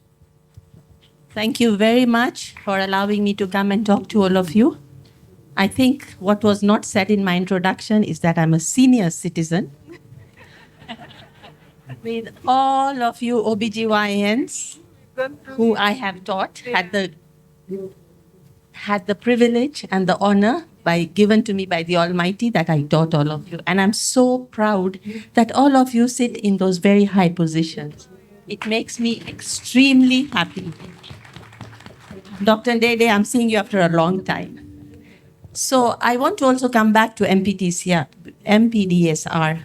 I've been doing it at Kenyatta for like the last 20 years. And I think all those who are OBGYNs learned something from us. Professor Were, you may not remember, but when I was a postgraduate, we used to have a joint meeting between us and the pediatricians, Tuesday, 11 a.m. Somehow it died down. We've never come back to that. We need to do something to bring that back.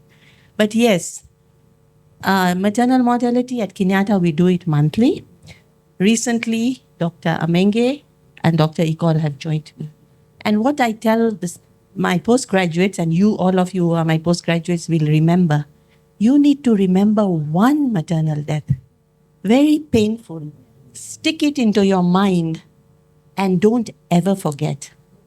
Whenever you have a very sick woman, remember that case, and that will make you strive to do your best. And as you said, painful experience, most painful thing. I remember having a husband, when I was explaining to him about his wife, told me, my wife made me a cup of tea in the morning, okay? And I brought her to the hospital. Now you're telling me she has died. What am I going to go and tell my 3-year-old child where I've left his mother? That is the pain of a maternal death. Okay, so yes, it's very painful and we must do our best to reduce it. Yes, I have had the opportunity to do a lot of research, and my research has been in the newborn also. We've been doing the Action 3, which is antenatal corticosteroids for reduction of preterm morbidity with Professor Were. On maternal mortality, yes, we know that the largest component of maternal death contribution is from hemorrhage, most of it postpartum hemorrhage, about 40%. I have done research. I think 2 to 3 years ago, somebody amongst the top challenged me and said, you've been doing research for such a long time, but why is it not making a difference? And I said, not because I haven't done the right things, because you, all of you, may not have done the best you could to push it into now action. So I'm so happy that we've made a difference. I'm so happy that I can today report to you something that we can talk about Makueni, and we can talk about this and that hospital that has reduced. So yes, I'll talk about 2 trials. One is a champion trial. We know that when a woman delivers, we must give her one medication to contract her uterus after the baby is born so that she doesn't bleed excessively, more than 500. The drug we've used forever and ever is oxytocin. It must be stored in a refrigerator between 2 and 5 degrees, 2 and 8 degrees. We have problems with the cold chain. We also know we have very many brands of poor quality of that medication. So why did we choose to do this research? We have carbetocin, which is a drug that had been used for a long time for cesarean sections to prevent postpartum hemorrhage at cesarean. Now it was felt, let's try this drug out for vaginal deliveries. And that was the champion trial. We compared head to head oxytocin with heat stable carbetocin to prove that it is non-inferior, which means it is as good, but you don't need to refrigerate it. The commitment for Merck for mothers was that if we prove that, they will supply heat stable carbetocin to low and middle income countries at the cost of oxytocin. I need all of us to understand that, because there's a notion that we are going to give Parbal, which is the commercial preparation, to women, which is a very expensive drug. No. So carbetocin, heat stable carbetocin, which comes as carbetocin Ferring, the commitment was to put up factories which were put up by Ferring. They are in Thailand and in India. The drug, though it took long to register, finally is here. It's being rolled out. It's coming. Makueni County says it's called Kausha, because when you give it to the woman, she hardly bleeds. That is a game changer. Okay? So we must ensure that it now translates. Hospitals know how to order it through KEMSA, Meds, or wherever else they will order it. It is room temperature stable. Okay? So that is important. The next trial that I want to talk about, and please remember, heat stable carbetocin is not only for high risk patients, it's for everybody who is delivering. So it should be available at all those levels. Now, the big game changer called E-motive, where we recognize blood loss by measuring it with this plastic drape. Stand up, my colleagues, with this plastic drape and show what it looks like. So this is what this plastic drape looks like. A very simple innovation. And we put it under the buttocks of the woman as soon as she has delivered. All blood after that goes into this drape and we have markings on it. We measure, we look, and if she's bleeding a lot, we start acting. Thank you. So that is what this innovation is. But an innovation is only in name if you don't put it to use. So the innovation here was that we used this, which is early detection, and as soon as we recognized that the woman was bleeding, we put in a bundle of activities, which we are calling the motive, where very quickly, within 15 minutes, we would do everything that we would be doing before, but we do it very quickly. So we need to have tranexamic acid, IV fluids, giving sets, granulas, all those things. And we need them there, not to say we order tranexamic acid from the pharmacy, it takes 10 minutes to come. So the trial was done in 4 countries, Nigeria, ourselves, Tanzania, and South Africa. A trial done in 80 facilities. We had a baseline. We then randomized half into the intervention and half into control. And then we had a phenomenal 60% reduction. Stand up, those of you who can exhibit your turn round, and so 60% reduction in severe PPH by this E-motive intervention. So 60% of severe PPH is 1 liter of blood loss, maternal death, or laparotomy. So what was the result? Phenomenal. The Gates Foundation, who was the funder, was so impressed. They gave drapes to all the 4 countries of all the facilities that participated for 1 whole year. 1 year supply. And they gave us money to train the control site. So what happened to the figures of postpartum hemorrhage? In the trial, when we started, it was still 40% contribution to maternal death. During the trial, it came down to 30. And everybody was wondering what will happen after the trial because you had research midwives. Now you are doing it as is. Interestingly, it came down to, in the implementation phase, to 6%. 6%. But what I want to bring to your attention is that everything that my colleagues have said, You need supplies, you need equipment, you need human resource, you need them trained, you don't need them to be transferred in and out every day. You need to retain them, you need to promote them when they need to be promoted. So the other things is the NASG, the uterine balloon tamponade, all those things matter, not just the drape on its own. You have the drape and everything else. And at the end, you'll give me 1 minute just to talk about the future of research. Thank you very much. The future of research is coming. The parting shot, it's coming. Ladies and gentlemen, I know we have bombarded you. We really, really want to move to the next level. There is a very burning comment that you'll allow me, with all due respect, just to break the protocol in a second.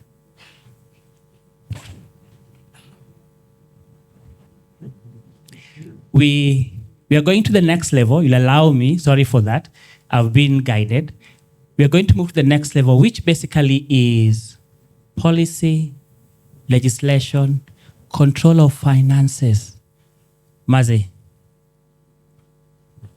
Your Excellency, Bwana Governor, unaona vitu kwa ground, kuna kazi ya kufanya. Hatusemi kazi haifanywi, inafanywa.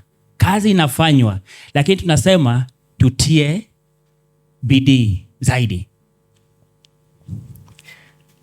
Allow me to invite Dr. Mudhoni to talk to the partners in a minute. Thank you so much, Dr. Menge. Now, we cannot talk improvement of quality of care without involving finances and resources. And we know that maternal and newborn health is largely partner-driven in this country. So we will have Dr. Susan Ontiri responding to matters implementation and development partners. Now, you've had all the challenges that are faced by the frontline healthcare workers, all the challenges in the health system that need strengthening, and this requires resources. However, we also understand that each county has unique needs. There's no one-size-fits-all solution to all the challenges in maternal and newborn health in the country. So how do you, as an implementing partner, ensure that your support is in line with the county's agenda? Thank you very much, Dr. Ari, for that question. When development aid comes into the country, it basically begins at national level. I don't believe there is a donor who implements in this country without the knowledge of the government. And then it goes through the Council of Governors to the counties. At that point, implementing partners will have written maybe one proposal covering, like for our case, the OMI project, covering 16 counties. But at the point of implementation, we go sit with the counties because every county has its unique and context-specific issues that need to be addressed. And it all begins by our involvement through the County Integrated Development Plan process, ensuring that every intervention that is implemented is actually anchored in the CIDP, which is operationalized every year by the annual work plan. And how the annual work plan comes into being is the development partner and implementing partners are fully participatory in the Mpdsr processes, the RH technical working groups. It is a shame if you actually sit in a county where you have development partners or implementing partners who were not present in the technical working groups, because the whole notion of the development aid is to come to actually facilitate and build government system. As a country, it's been 63 years since, post-independence, and it's quite a shame, as you've mentioned, development partners still play a huge role in most of the health sectors, including maternal health. And what we saw early this year through the dismantling of USAID was a wake-up call to all of us. And we cannot continue sitting behind allowing the development partners to continue running the health agenda of this country. And as I'm speaking as a Kenyan also, in as much as I sit in the other side, we really need to be at the forefront. There is no need for development partners to implement pilot projects that cannot be scaled up. It's quite a shame when you continue saying it takes almost 17 years to move from research to action. Ideally, all projects that partners develop or implement should have the capacity to be scaled up. there is no partner in this country who has the capacity to actually implement at scale. Look at, for example, even the community health strategy that was funded. The development partners supported. After a few years, it was handed over to the government.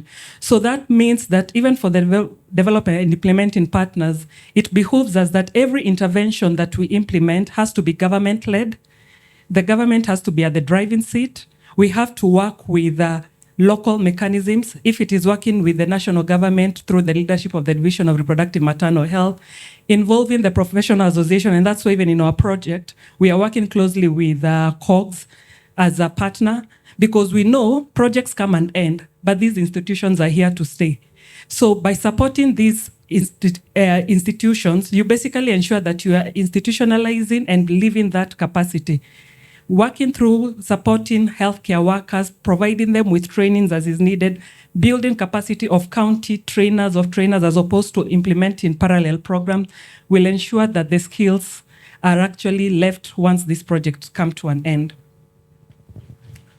Thank you so much, Dr. Wantiri. And I'm sure that DG will tell us what the sustainability plans are for the country so that we can stop being reliant on partner support. Now, you've mentioned that these programs are government-led mostly. However, what we see on the ground is a lot of fragmentation of this support, which results in duplication of efforts and unequal distribution of resources. So you'll find multiple partners in one county, yet some counties have no partner support. So how does that come about if the government is the one leading this process? And how do you feel this can be better handled? Thank you for that. And actually, it's a challenge that I'm going to again raise back to the government. And I'm glad the CEO of the COG comes here. Because as I've mentioned, most of these grants come through a development process. You sit down, write a proposal, indicate, and sometimes they've even been, some of them are even prescriptive. Some donors want to work in specific counties. And at that point, by the time an implementing partner like ICRH has come, there is little wiggle room that we can do. So it basically means that negotiation and advocacy needs to happen at the development partners' health initiative to basically say we cannot continue having tens of partners in one county where we know some regions which continue having the highest maternal mortalities in this country do not even have one single partners. The government at national and also the county level, they actually have the capacity to actually direct development partners to say, no, this county is already saturated with partners. You need to actually move resources to a certain county to ensure that there is a widespread. That said, sometimes that comes into being by, there was a time I remember, like I think 7-8 years ago, where there was a report released by UNFPA that says the 10 counties that, contribute to the highest burden of maternal mortalities. When such reports come, you end up finding that partners trickle into those counties. Because again, as I've mentioned, there is no partner who has capacity to solve all the issues of the country. So with the mega resources, what ends up happening is, priorities are focused to populations that have the highest needs. And by, working with the hypothesis that if we work and concentrate our efforts in those counties that continue to report the highest burden of maternal morbidities, at national level, there will be some reduction. But that said, it's a conversation that can happen. I've been in rooms where we've been told, pack from this county, move to another county, but all that was enabled by the government. Thank you so much, Dr. Wantiri, and I'll hand over to Dr. Menge to move to the political class. Thank you very much, Director General. Thank you for your patience. Madam Senator, thank you so much for your patience. Your Excellency, we applaud your patience. Please, the conversation continues. And kindly, probably it's time that we have a conversation at this level. We will have just one question in turns. So we'll start with question one and then we'll come to the next. And my appeal is, of course, we are running short of time, but definitely this conversation needs to happen. Your Excellency, Governor Njoki, we've had 15 years of devolution. 15 years. And it's 12 years of devolution. And maternal and newborn mortality remains still high. And that means the death of a pregnant woman or from a pregnancy-related complication, and the baby who has just been born up to and including 28 days of life, we still have these high numbers. And of course, there are sound policies, as Bwana DG will attest. The question is, from your position, what structural or systemic issues do we have that are really limiting the implementation of these policies from the county level? Karibu sana. Thank you very much, and good evening. If you have just come in like my CEO has just come in, I would say you need to listen to the story of Stacy Odhiambo spoke here, and you would get this urge to have sat all the governors in this room, because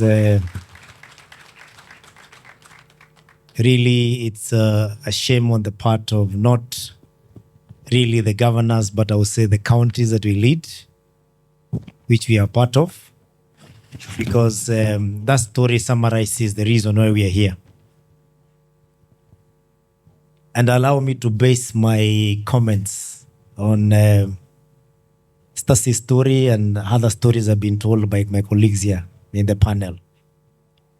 And we see a situation where the priorities have been put wrongly by those who plan for the funds, because in this space of new and maternal deaths, it is a space where we say we have the voiceless, because we don't have a forum where the babies can express themselves, neither the mothers.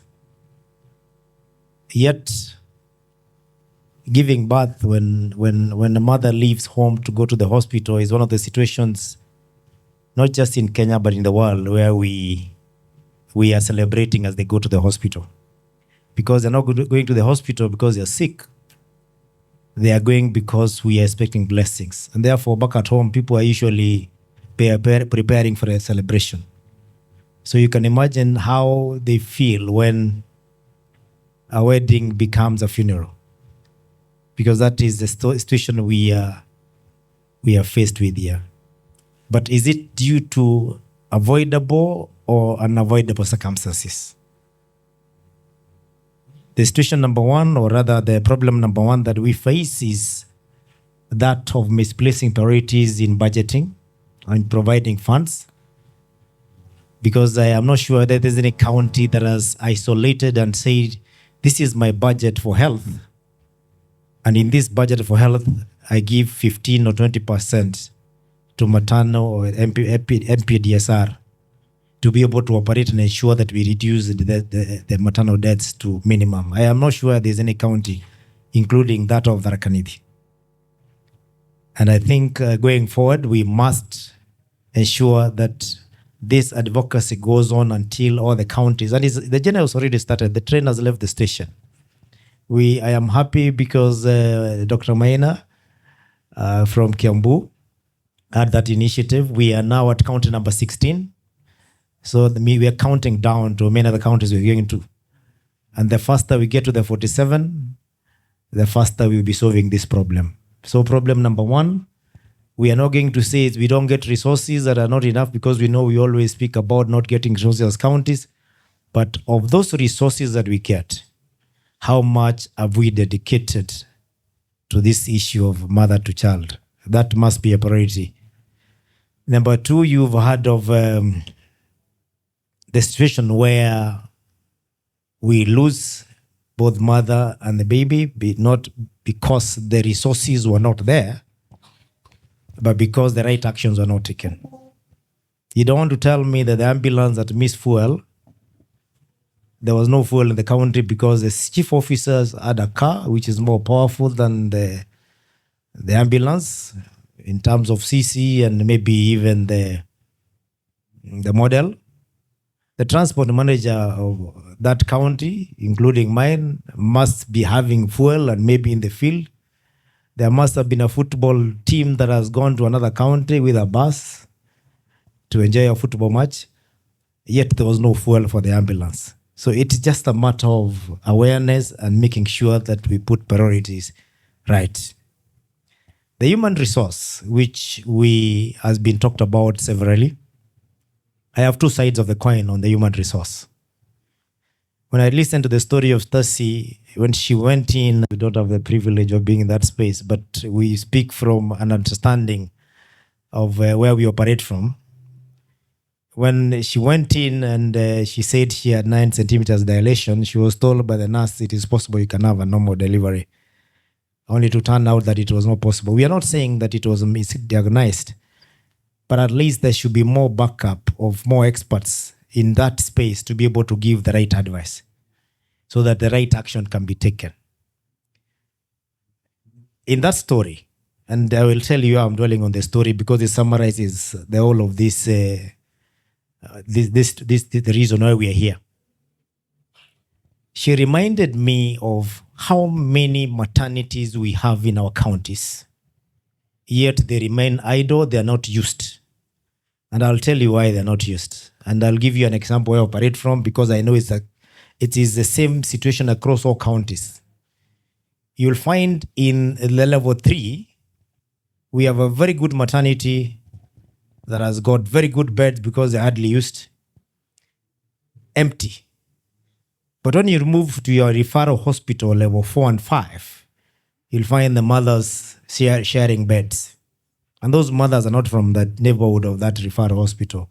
They are from the area where the health center is located. But they could not go there. Because one, nowadays they are aware that if you get complications like the case of Stacy, if you don't get an ambulance, you'll die. So they'll not go there. Why? There is no theater there. There is no surgeon. And therefore, they would rather go where they are sure they'll get one. And that's therefore we continue congesting our level 5s and level 4. Yet it is possible for us to use the same resources we are improving by expanding the theater in level 4 and 5 to do a theater in level 3. And it is easier for a doctor on call to rush because he does not even need an ambulance. The doctor can even take a Uber. He can even take a motorbike. But the mother who is in labor may not take the boda or cannot take the Uber.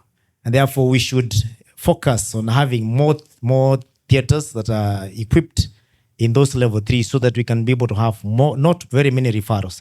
The issue of the ambulance, of course, the condition of the ambulance, in this country, immediately after devolution, there were a lot of ambulances that were brought into the space. Yet they were not really ambulances. They were just pickups, matatus that were labeled ambulance and they had a bench. The issue of the quality, the standardizing, Dr. Moth, on what is an ambulance and the proper description. We should go into that and ensure that we have ambulances that can be able to deliver safely from A to B. Because an ambulance is not an ambulance, it does not have oxygen and all the other facilities that are supposed to make sure that it is properly used. I do not want to get out of this space before I talk about when you have the right personnel, you have the right training, but we have issues of HR that have been spoken about here. We have very many strikes, but even beyond the strikes, and this is where maybe those before me have spoken may not want to speak because they'll be speaking about their seniors, is the unwillingness of our professionals to be in their workstations when they are supposed to be there. I want to be on record, and my CC is here.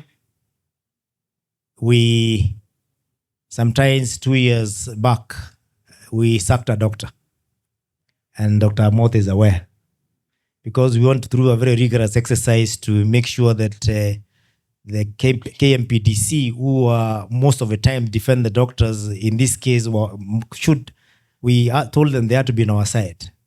Because this doctor was called when the woman was in need, or the mother was in need of being operated. And he said he could not come because in his private clinic, he also had a patient who also needed attention. And instead, he decided to, through the phone, direct the clinic officer what to do. And things went very wrong.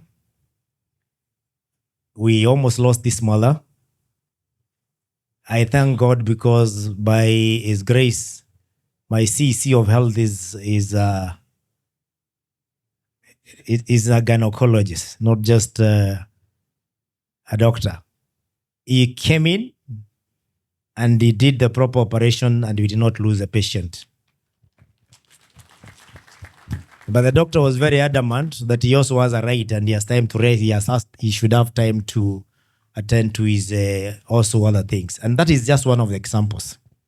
Allow me, before I finish on this, on the other challenge, I am very happy that we have this Mpdsr that has been started in 16 counties. I'm happy that the units are working. Any county that does not have this do not have the basics to human rights. And we'll ensure that all the counties get. However, it is very important that we be all inclusive. And that is where the government comes in, including the KMPDC and the ministry, because all our patients don't go to public facilities. We have very many private facilities who sometimes feel they're not controlled by the county government. They're not controlled by our CEC or our medical director, and therefore they can have their own standard. It's very critical that all of them should be in that platform, because we do not have private mothers and public mothers. All of them must be involved. Recently, in my county, and I'll not name the particular hospital, we had a report that we gave even to the CS, and maybe the PSs are aware of this, where we have a foreign doctor from one of these Western countries. We are not very sure of his credentials. But in 7 months, we have lost 5 mothers on an operation bed when they were going through CS delivery. And most of those deliveries, I would say, were induced by incentives of what we are benefiting from SHA. Because if I'm being paid 30,000 shillings to do a cesarean delivery, and when the mother gives birth, normally I just get what is due for the bed, then we have this situation, and please, doctors, you have to forgive me in the house, because we have situations where we are advising mothers to go on cesarean delivery, even then there is no complication, so that we can be able to have higher incentives. And that could be a contributing factor in some of these cases, because when you go into that cesarean delivery in that private facility and you're not sure that we have all the medicine that is being talked about here, you have all the measures that are supposed to be done, then there's a problem. So we need to have that conversation along, in that line. I was very happy to see the lady who spoke first from Homa Bay, the one who translated from TBA to CHP. My accolades to you, because all TBA should transmit to community health promoters. The reason why I'm bringing that factor is because pregnancy is carried for 9 months. We are priding as counties are being in touch with our people nowadays because of CHPs. And therefore, as we sit here, there is no CEC or any chief officer or even a governor in particular who should not be knowing how many expectant mothers you have in your county, because they come for clinics in your facilities. When they come to clinics in your facilities, where do you expect them to give birth after 9 months? It must be in a certain facility. Have you made arrangements?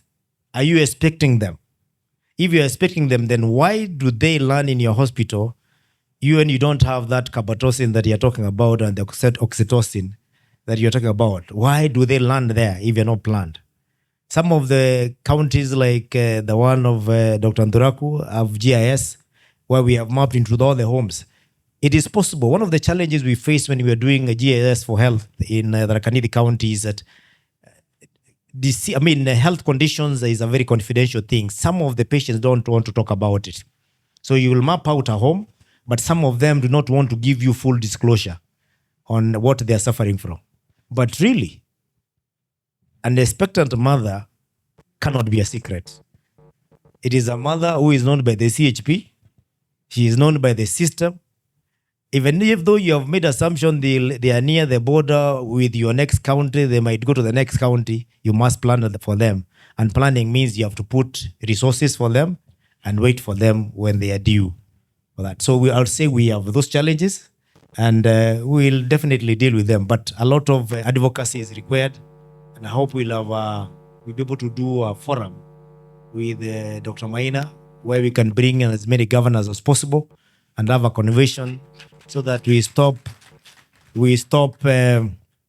turning celebrations into mourning. Thank you very much. Please clap for the Honorable, His Excellency. Your hands, your hands, your hands. Please clap. May I see them up? May I see them up? May I see them up? Very good. Very good. I think for the healthcare worker in this room, you have a champion. Did you hear me right? We have a champion. Could we clap again for that? Because if Governor Mudomi converts and becomes a champion, what happens to the others? They follow suit. And if he takes lead in his county, what will the rest of the county members do? Bwana CC, if you're in the house and director, iko moto inakuja. And I'm so happy that he's speaking to the truth on the ground and really raising the pertinent issues. How I pray that then we convert from that conversation to real interventions and save lives. Thank you so much. I'll not leave the county component. And so, Madam Senator, with all honor, thank you so much for bearing with us this far. You have a very great oversight role, a legislative role, and all these are very useful in helping us to formulate policies, formulate legislations that are able to guide and protect the pregnant mother and the newborn.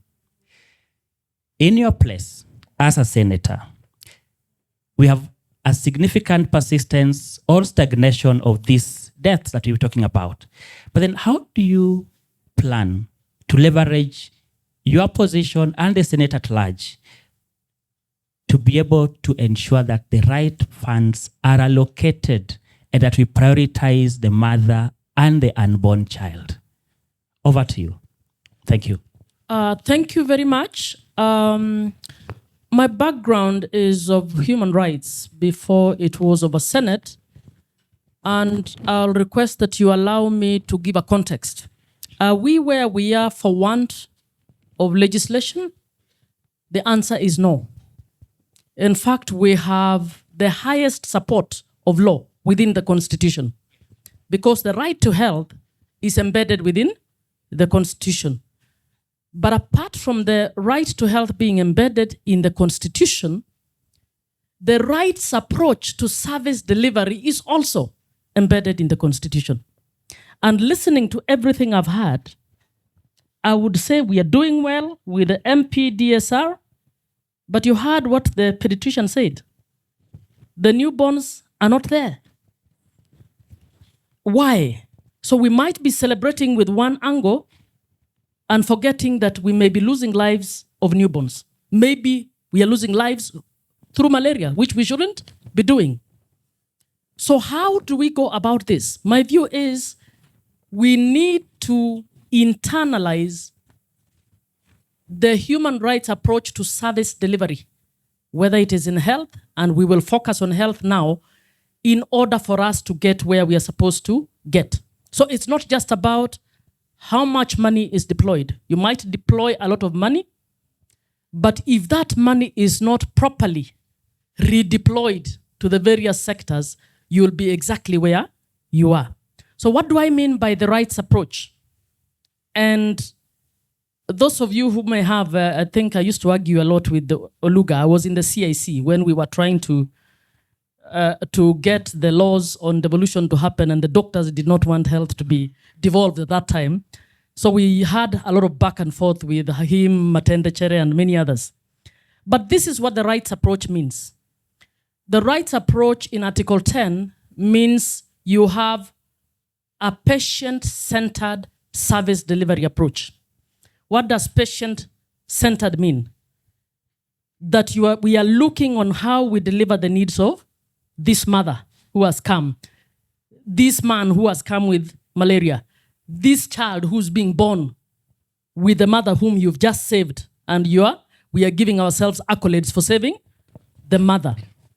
To do that requires that you separately determine what are the needs of the newborn, what are the needs of a mother, what are the needs of this other patient, and you plan for it.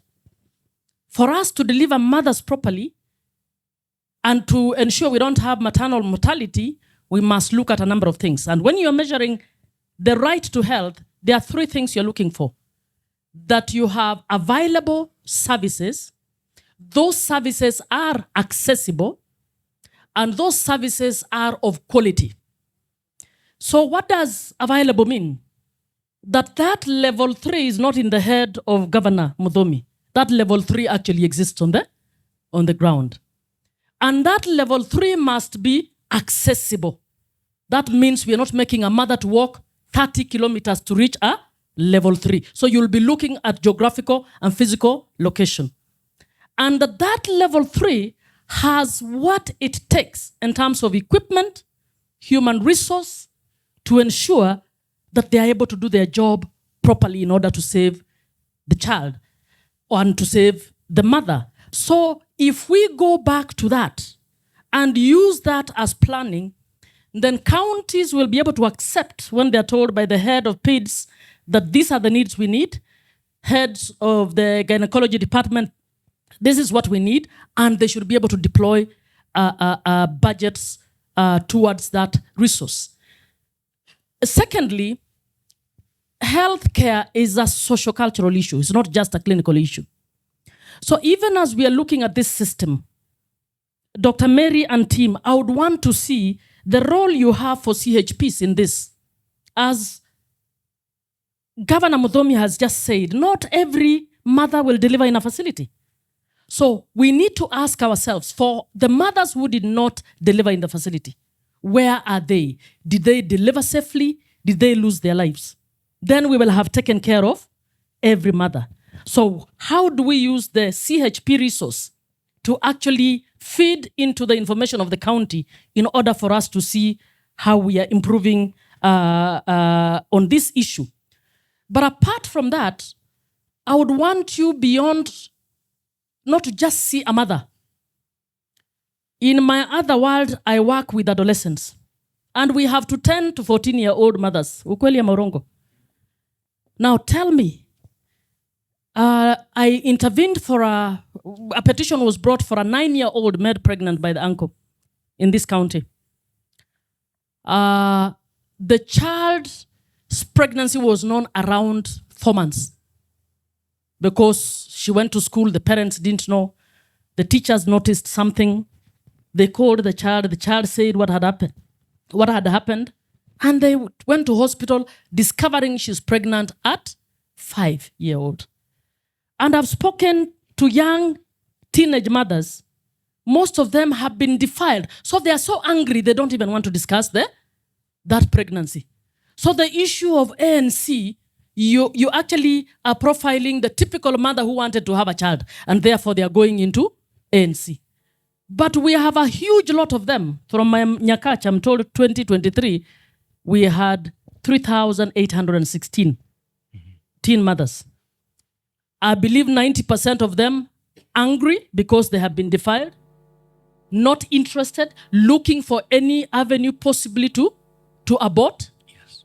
Who takes care of this lot? Their children, but their mothers. Are they your clients or are they your clients? The two of them. They are obstetricians. No, yes, for the 12-year-old, they're a child, isn't it? Is it a pediatrician's client or is it now? And nobody is providing their specific circumstances in what you're discussing. What the rights approaches does for you, it helps you to go to the community, to listen to the young lady the way we've had. The CHP will be able to tell you, in this household, we have so many households with child mothers. We need to find out, how do we manage the child mother situation in a country that is not providing social support, mental support, and so on. And it is from that that you get evidence, and it's not your mistake that you don't have the services, to be able to tell the counties that we have the following situation. The profile of our clients includes this, includes child mothers, and the child mothers require a little more beyond what the mother who wanted to have a child wants, and then you move on.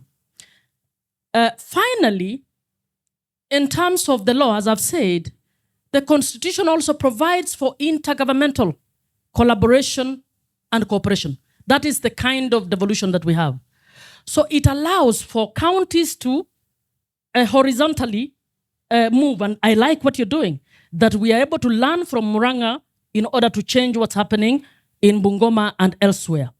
But we are also able to learn from the vertical intergovernmental arrangement, where we are able to take Prof's research and decide, how do we use this research to turn it into tools for service delivery in health.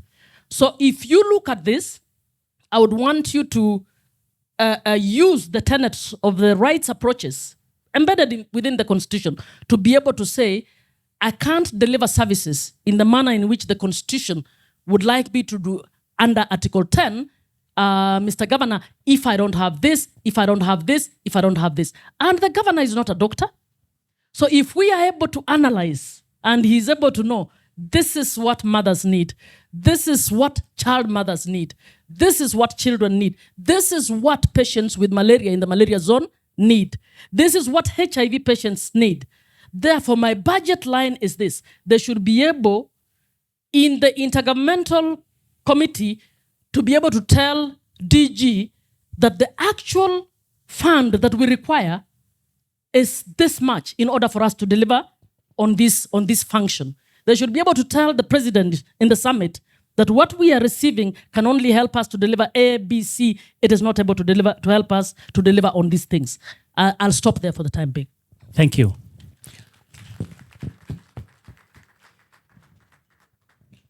Thank you so much. And you've made probably the DG's work probably even lighter by just emphasizing the importance of the quality beyond access, and that the right policies have to be in place, and we have to talk to each other.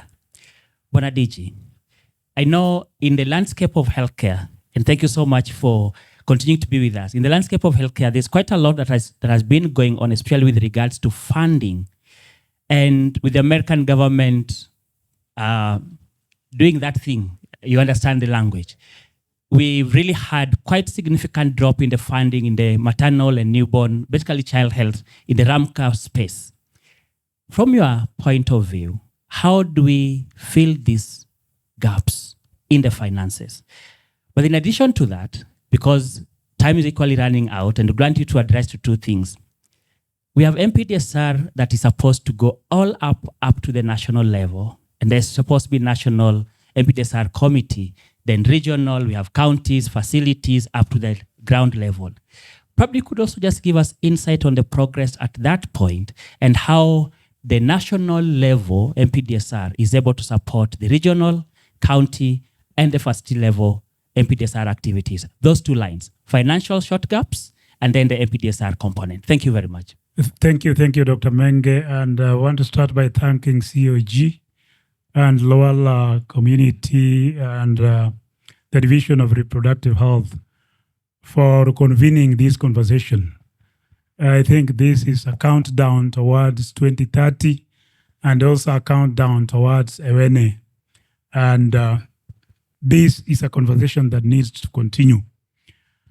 In terms of funding, yes, the funding landscape has changed and probably has changed for the better part of the foreseeable future. Overseas development assistance is going to decline. And if you look at data from United Nations Conference on Trade and Development, Sub-Saharan Africa in 2022 received 85 billion US dollars for health support.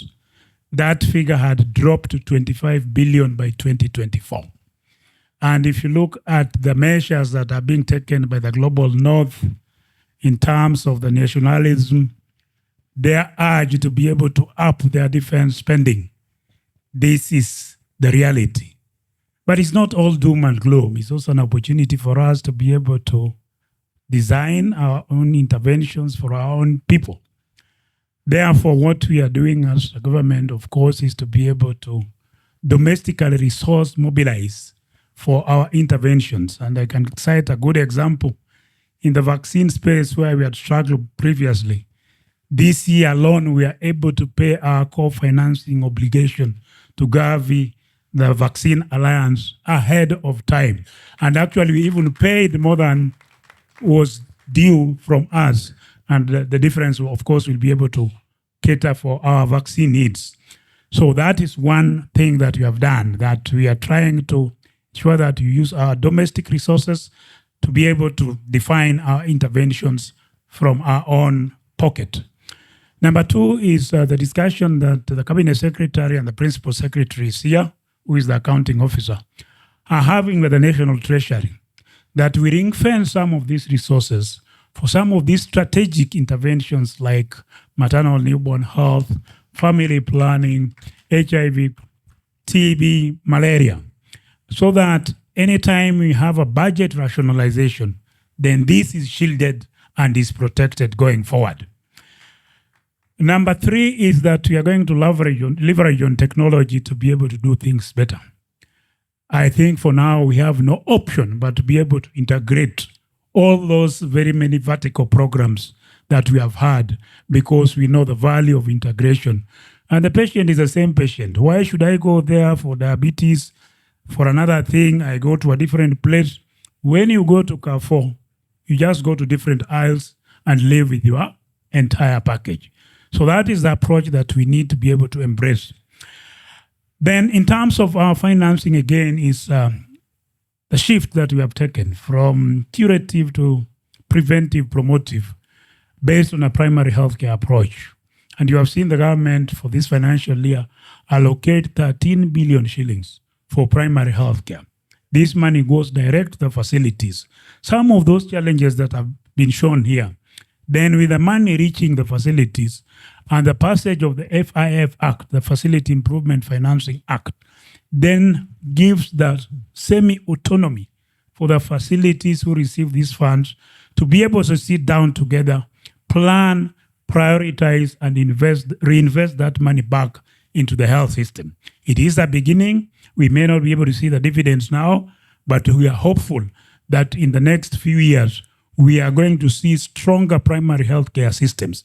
The level 3s that don't have theaters, where mothers don't want to go to deliver, who don't have nurses, with this resource ring-fenced, then that money should be able to make a difference. Partnerships will still continue to be important, despite certain partners pulling off.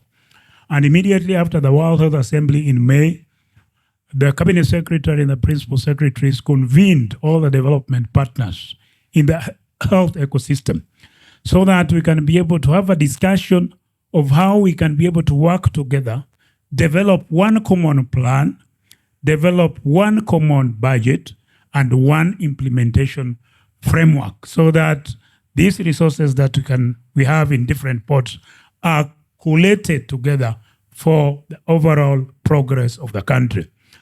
And finally, in that space is how do we advocate? Because advocacy is still important. What we are doing here is basically advocating for resources. We are advocating for communities. How do we continue to leverage other partners, including multilateral partners, philanthropic organizations? The Gulf region is a very rich area. How come we have not tapped into that space for them to be able to support us? And very, very, very finally, is how do we use the community health promoters? I was excited by Madam, what was her name again? Madam Wilfrida, the TBA who converted into a community health promoter. Very eloquent, very confident. The work that the community health promoters have done since we began this program is that they have been able to identify more than 350,000 pregnant mothers. That is a fifth of our total annual pregnancies, and referred close to 140,000 to the facilities. So if we can be able to strengthen the community health promoter system, and as Governor says, pregnancy is not something that can be hidden, we can be able to map all our pregnant mothers, link them up with our facilities, develop a birth plan together, and ensure that we can be able to have the best health outcomes. On the matter, thank you very much. Let's give a hand of clap. Thank you so much. On the matter of the Mpdsr, the national level. On the matter of Mpdsr, yes. Thank you. And I've been at that space from 2015, 2016. Thanks, Professor, for giving us the technical know-how. In 2015, I was the secretary of the National Mpdsr Committee. I'm currently the chair. And our role is basically to be able to develop the necessary guidelines, do capacity building, support the counties to be able to institutionalize Mpdsr, support them in how to be able to identify the gaps, develop a tracker system so that the recommendations that are made during the discussions of the Mpdsr are actually brought into action. And I want to thank the host county, Homa Bay. I know I attend your Mpdsr. The last week I didn't attend, but the previous week I was in attendance. I want to thank the CEC for health. I want to thank Her Excellency the Governor, the Chief Officer of Health, the County Director. It is something that is worth learning from Homa Bay County, where we discuss openly, no name, no shame, no blame. Thank you.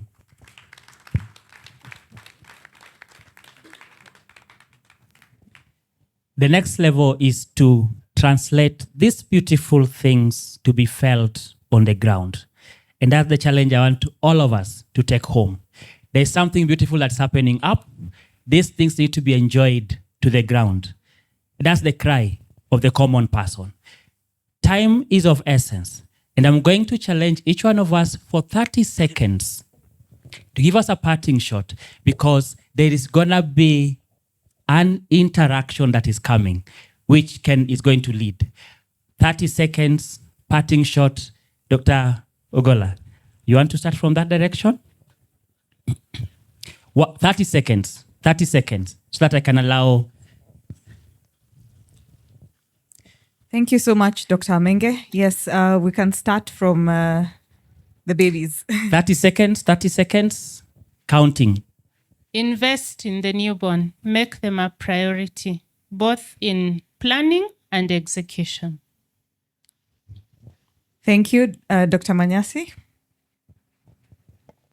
We have to stop learning from the grave and start learning from the living. Thank you, Dr. Wanjiko. Give the midwife a chance to prioritize what they need and take lead to purchase what they need. Thank you, Lillian. I wanted to mention that we also need to remember what happens in the 9-month antenatal period and what interventions we can do to reduce maternal mortality from postpartum hemorrhage, anemia. IFAs are missing.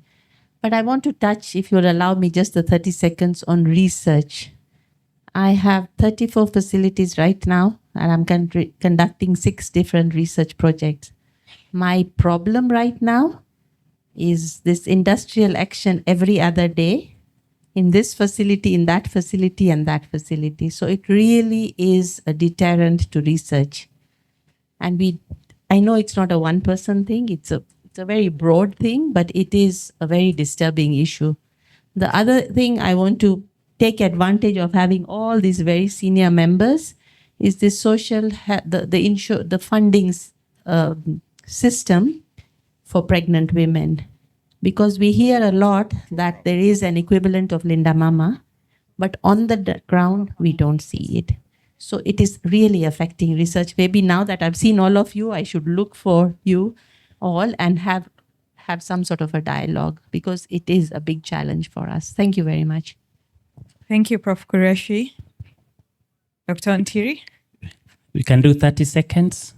With the dwindling donor resources, improve efficiency, not just from government side, but also implementing partners by focusing on proven high impact interventions.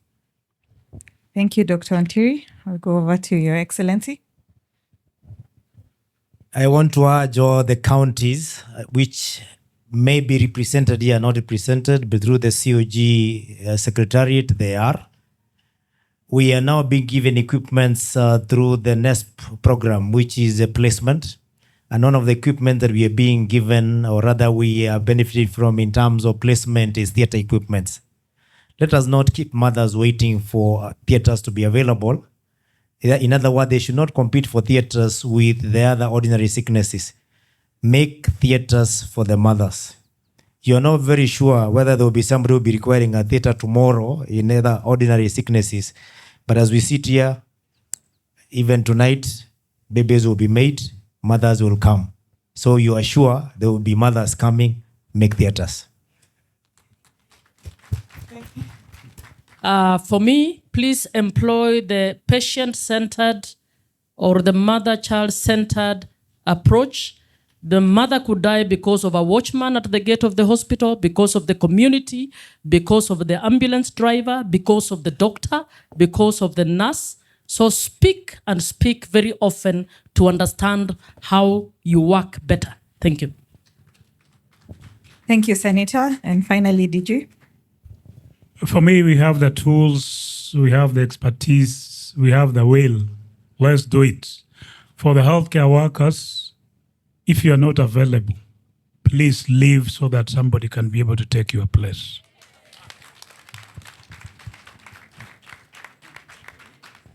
Thank you so much, panelists, for your parting shot.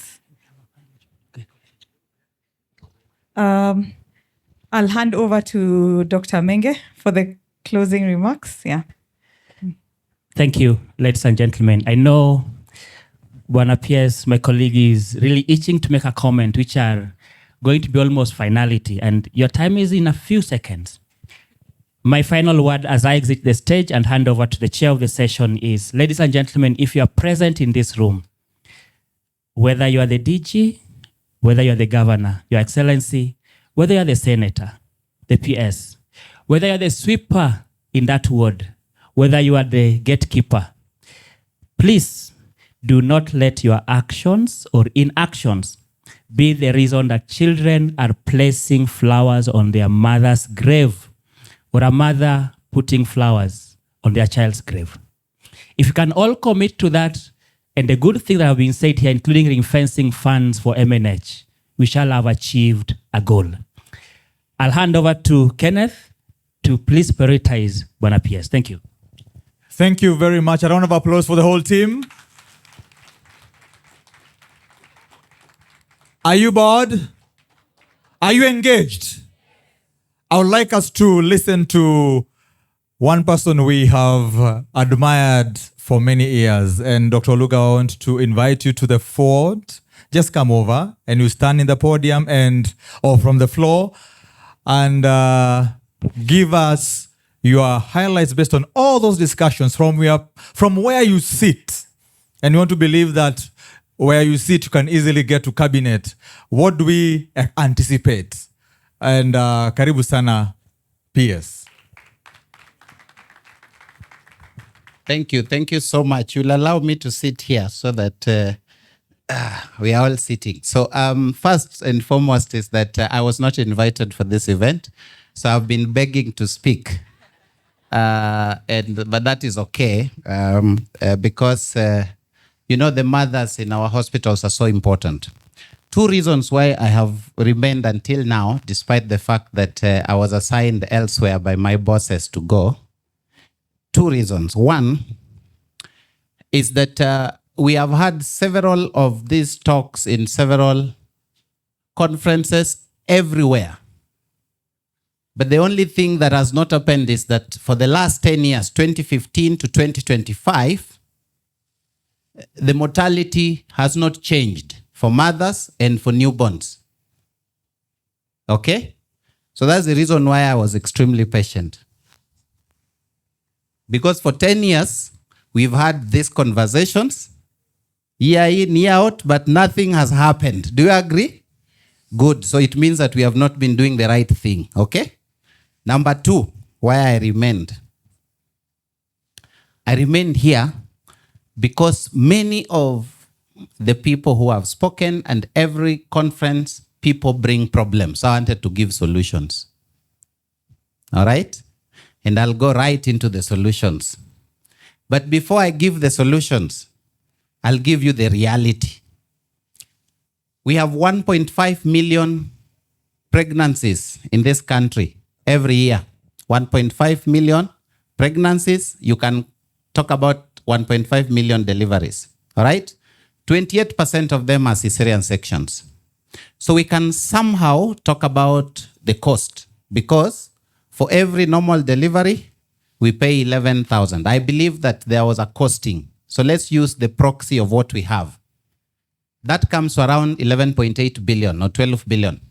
For every cesarean section, 32,000. That comes to around 420,000 cesarean sections by 32,000 comes to around 13.8 billion. So let's say our pregnancy only costs 26 billion. Pregnancy only, okay? Kamau was there with me the other day when I was meeting NEFAC. NEFAC are the Association of People Living with HIV. 1.4 million Kenyans, all right? 1 monthly dose of ARVs, 8,000 shillings, all right? Multiply by 1.4 million people, 12 billion a month. Multiply by 12, 144 billion a month, all right? Apply the WHO, what we call the public goods. Public goods. Public goods are goods that you don't charge a profit. So 40% reduction. So we need 100 billion. So HIV plus pregnancy, 126 billion. Diabetes, 800,000 Kenyans. 5,000 shillings per month. All right? 12 months, 60,000, 48 billion. Is somebody doing the mathematics? Hypertension, 900,000 Kenyans, 3,500 shillings per month. 12 months, 36 billion. Are you adding the maths or you've stopped? We are near 213 billion if you add those figures. 4 things only. Have not added cancer. I have not added dialysis, 7 billion. I am yet to add the cost of outpatient, malaria, TB. Okay, in fact, malaria, we already know the figure. It costs us around 6.5 billion shillings this year. What I'm talking about is being practical. Okay? Sasa tutoke hii room tuachane na theories. We have done this thing for 10 years. It does not work. Tunaelewana? Ama tuelewani? Let's talk about practicals. Okay? So health financing is the key to solving all our problems. Tuko sawa? So mkitoka hapa, whether you are a partner, whether you are a doctor, whether you are a nurse, whether you are an NGO, whether you are a governor, ama PS kama mimi, enda uambie wa Kenya wa register and contribute to the social health insurance fund. Kwa sababu hii pesa yote mnasema, hakuna pahali itatoka. 35% of our healthcare is funded by donors. 35%. Do you know how much that is? 82 billion Kenya shillings. 35%. I'm the accounting officer, so I know my figures very well. You can ask me my budget offhand, I'll tell it to you. Okay? 35% donors. 82 billion. DG aliwaambia watu wanatoroka. Sindio? US government wameenda. Gavi wanaenda. Global Fund 40% down. 6.5 billion shillings down. Just announced 2 weeks ago. Sindio? Tunaelewana vizuri? So now we must cover the cost of 35%. So add 82 billion to those figures I talked about. You have not talked about the other diseases that we are talking about. So let us talk about healthcare financing. Okay? So this has absolutely nothing to do with politics. So when you talk about Social Health Authority and the Social Health Insurance Fund, and I told my good colleagues who are the Association of People Living with the, HIV, and I'll tell it to everyone, and I've told it to all my associations. That's why I stayed here. So that tukue practical. Endeni mwambie wa Kenya wa register na Social Health Authority, and they pay their contributions to Social Health Insurance Fund. Tunaelewana vizuri? We are targeting 8 billion shillings from these Kenyans, plus the 6.77 billion from employers. We are going to get somewhere. Parliament is supposed to give us around 125 billion. We have 21 billion. Good enough. We will work with that. But everything you're talking about, pesa. Tunaelewana? Health financing kwanza. Hapo nimemaliza? Good, that's the reality. Can I go to the solutions now? Thank God. 3 solutions. Everything that has been talked about in this room means that people require avenues to be listened to. At the Ministry of Health, we are sorting that problem. So we have established a health policy platform. Health policy platform means the sad stories that have been here, the sad stories that people with asthma will come and say, the sad stories about cancer, everyone will have an equal and democratic opportunity for policy inclusion. Tunaelewana? So that we no longer have to struggle to get our voices into decision making. And that is one solution that we have established. Health policy platform, so that we achieve 3 things. One is what the DG talked about. One budget, one plan, one M&E. So that all donors, and donors tafadhali mnisikize vizuri. In fact, you better come to my office so that niwapatie hii uhondo vizuri sana. We want to be able to visualize the resources, to visualize what you are doing with them, and to visualize the impact. And we will do that because we are also digitizing. Now, before you go into an intervention, tafadhalini, let's prioritize. I know that my good friend Susan said that donors work on the priorities of the government. Not always. Some do, most do not. Because they say that they have conditions of the people who are giving them money. Sindio? But the people who are giving you money must know that we want to go a certain direction. So tafadhalini, tunaomba sana. That's the first reason. The second thing is that we have to optimize the healthcare system. So we'll come here and talk about maternal and neonatal mortalities. There's another group talking about cancer. I was in the cancer summit the other day. There's another group talking about transplants and dialysis.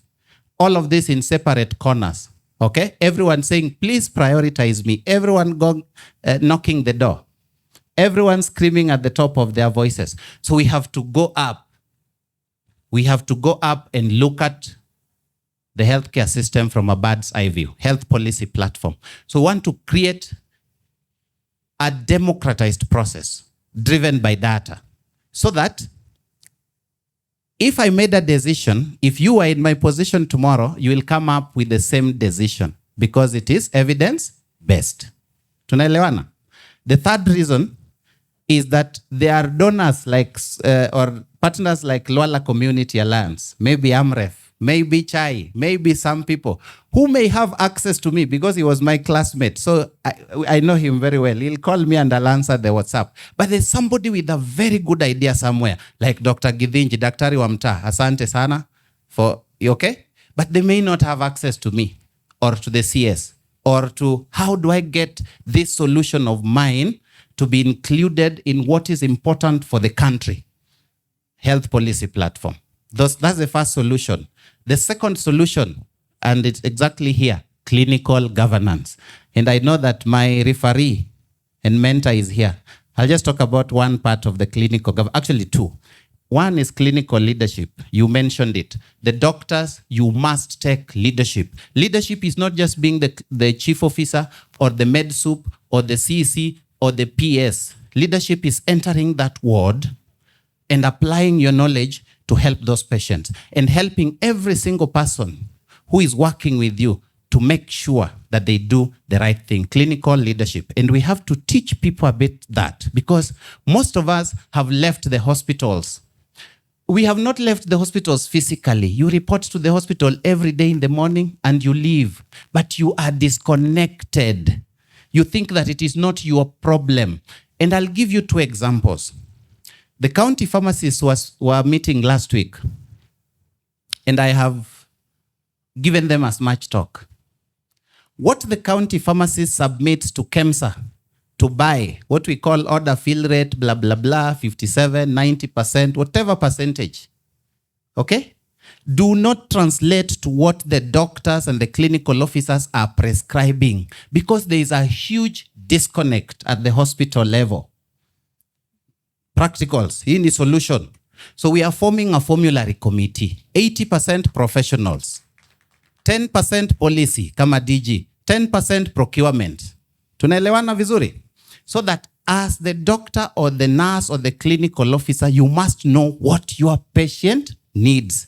But you also need to train yourself on the definition of what the patient needs. There are many doctors like myself, a physician, who know that you can prescribe insulin, but they don't know how to describe it.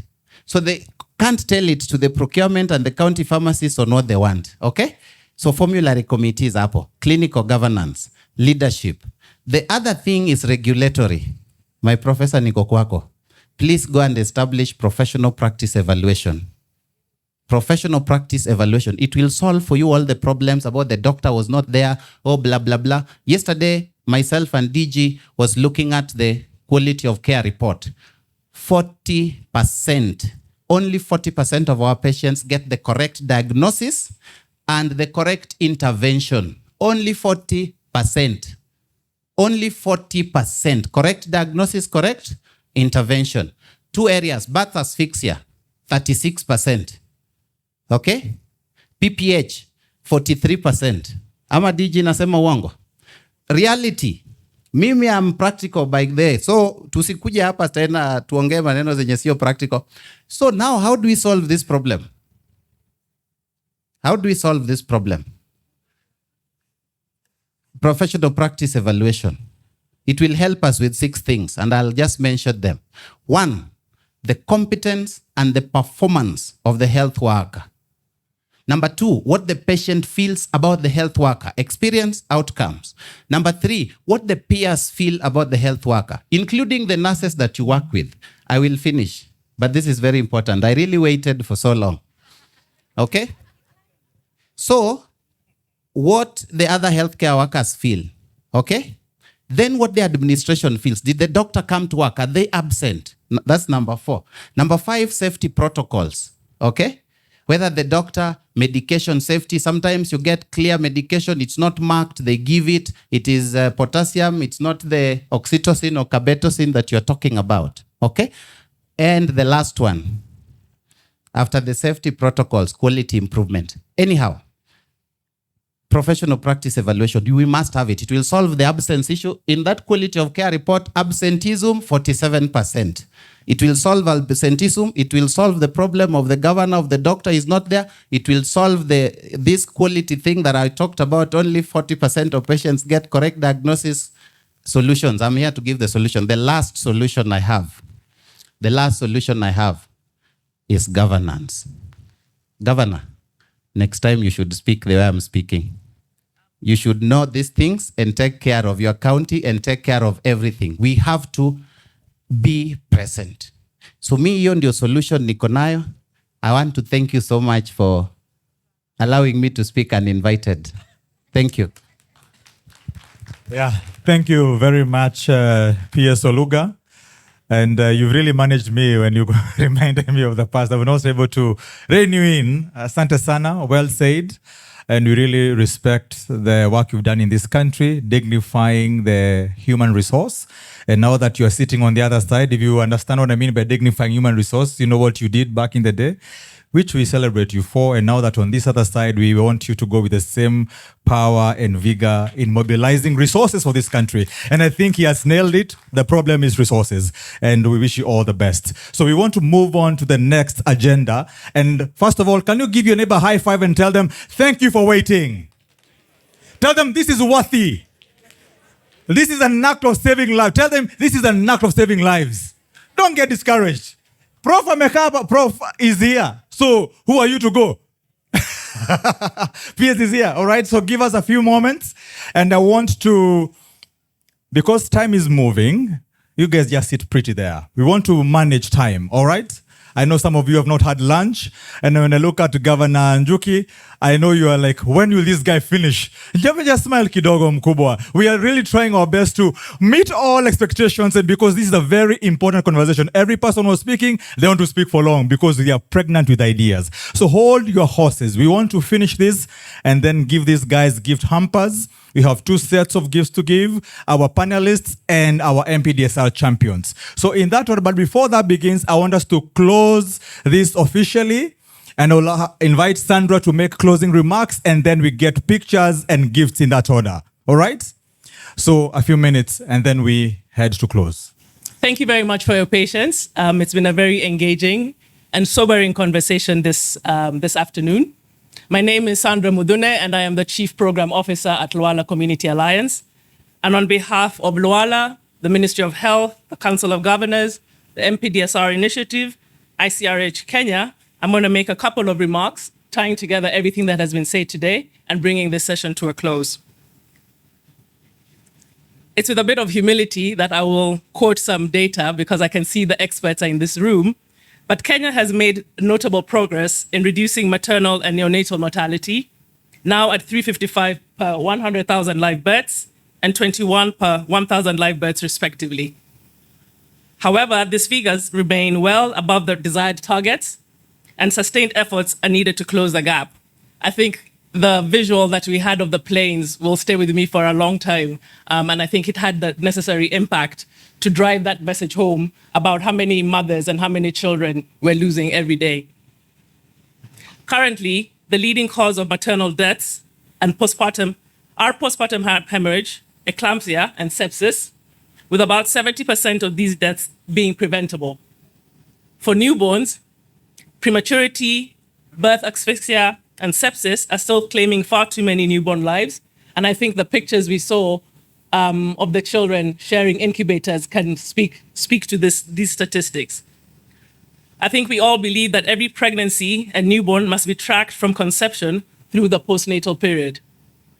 In today's discussions, we have seen that counties have begun auditing maternal and neonatal deaths.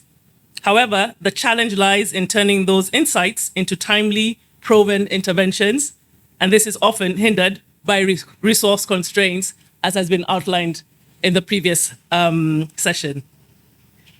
In Kenya, 15 counties of the highest rates of maternal and neonatal deaths have been identified, and Luala has been working closely with the Council of Governors and county governments to strengthen facility preparedness for obstetric emergencies.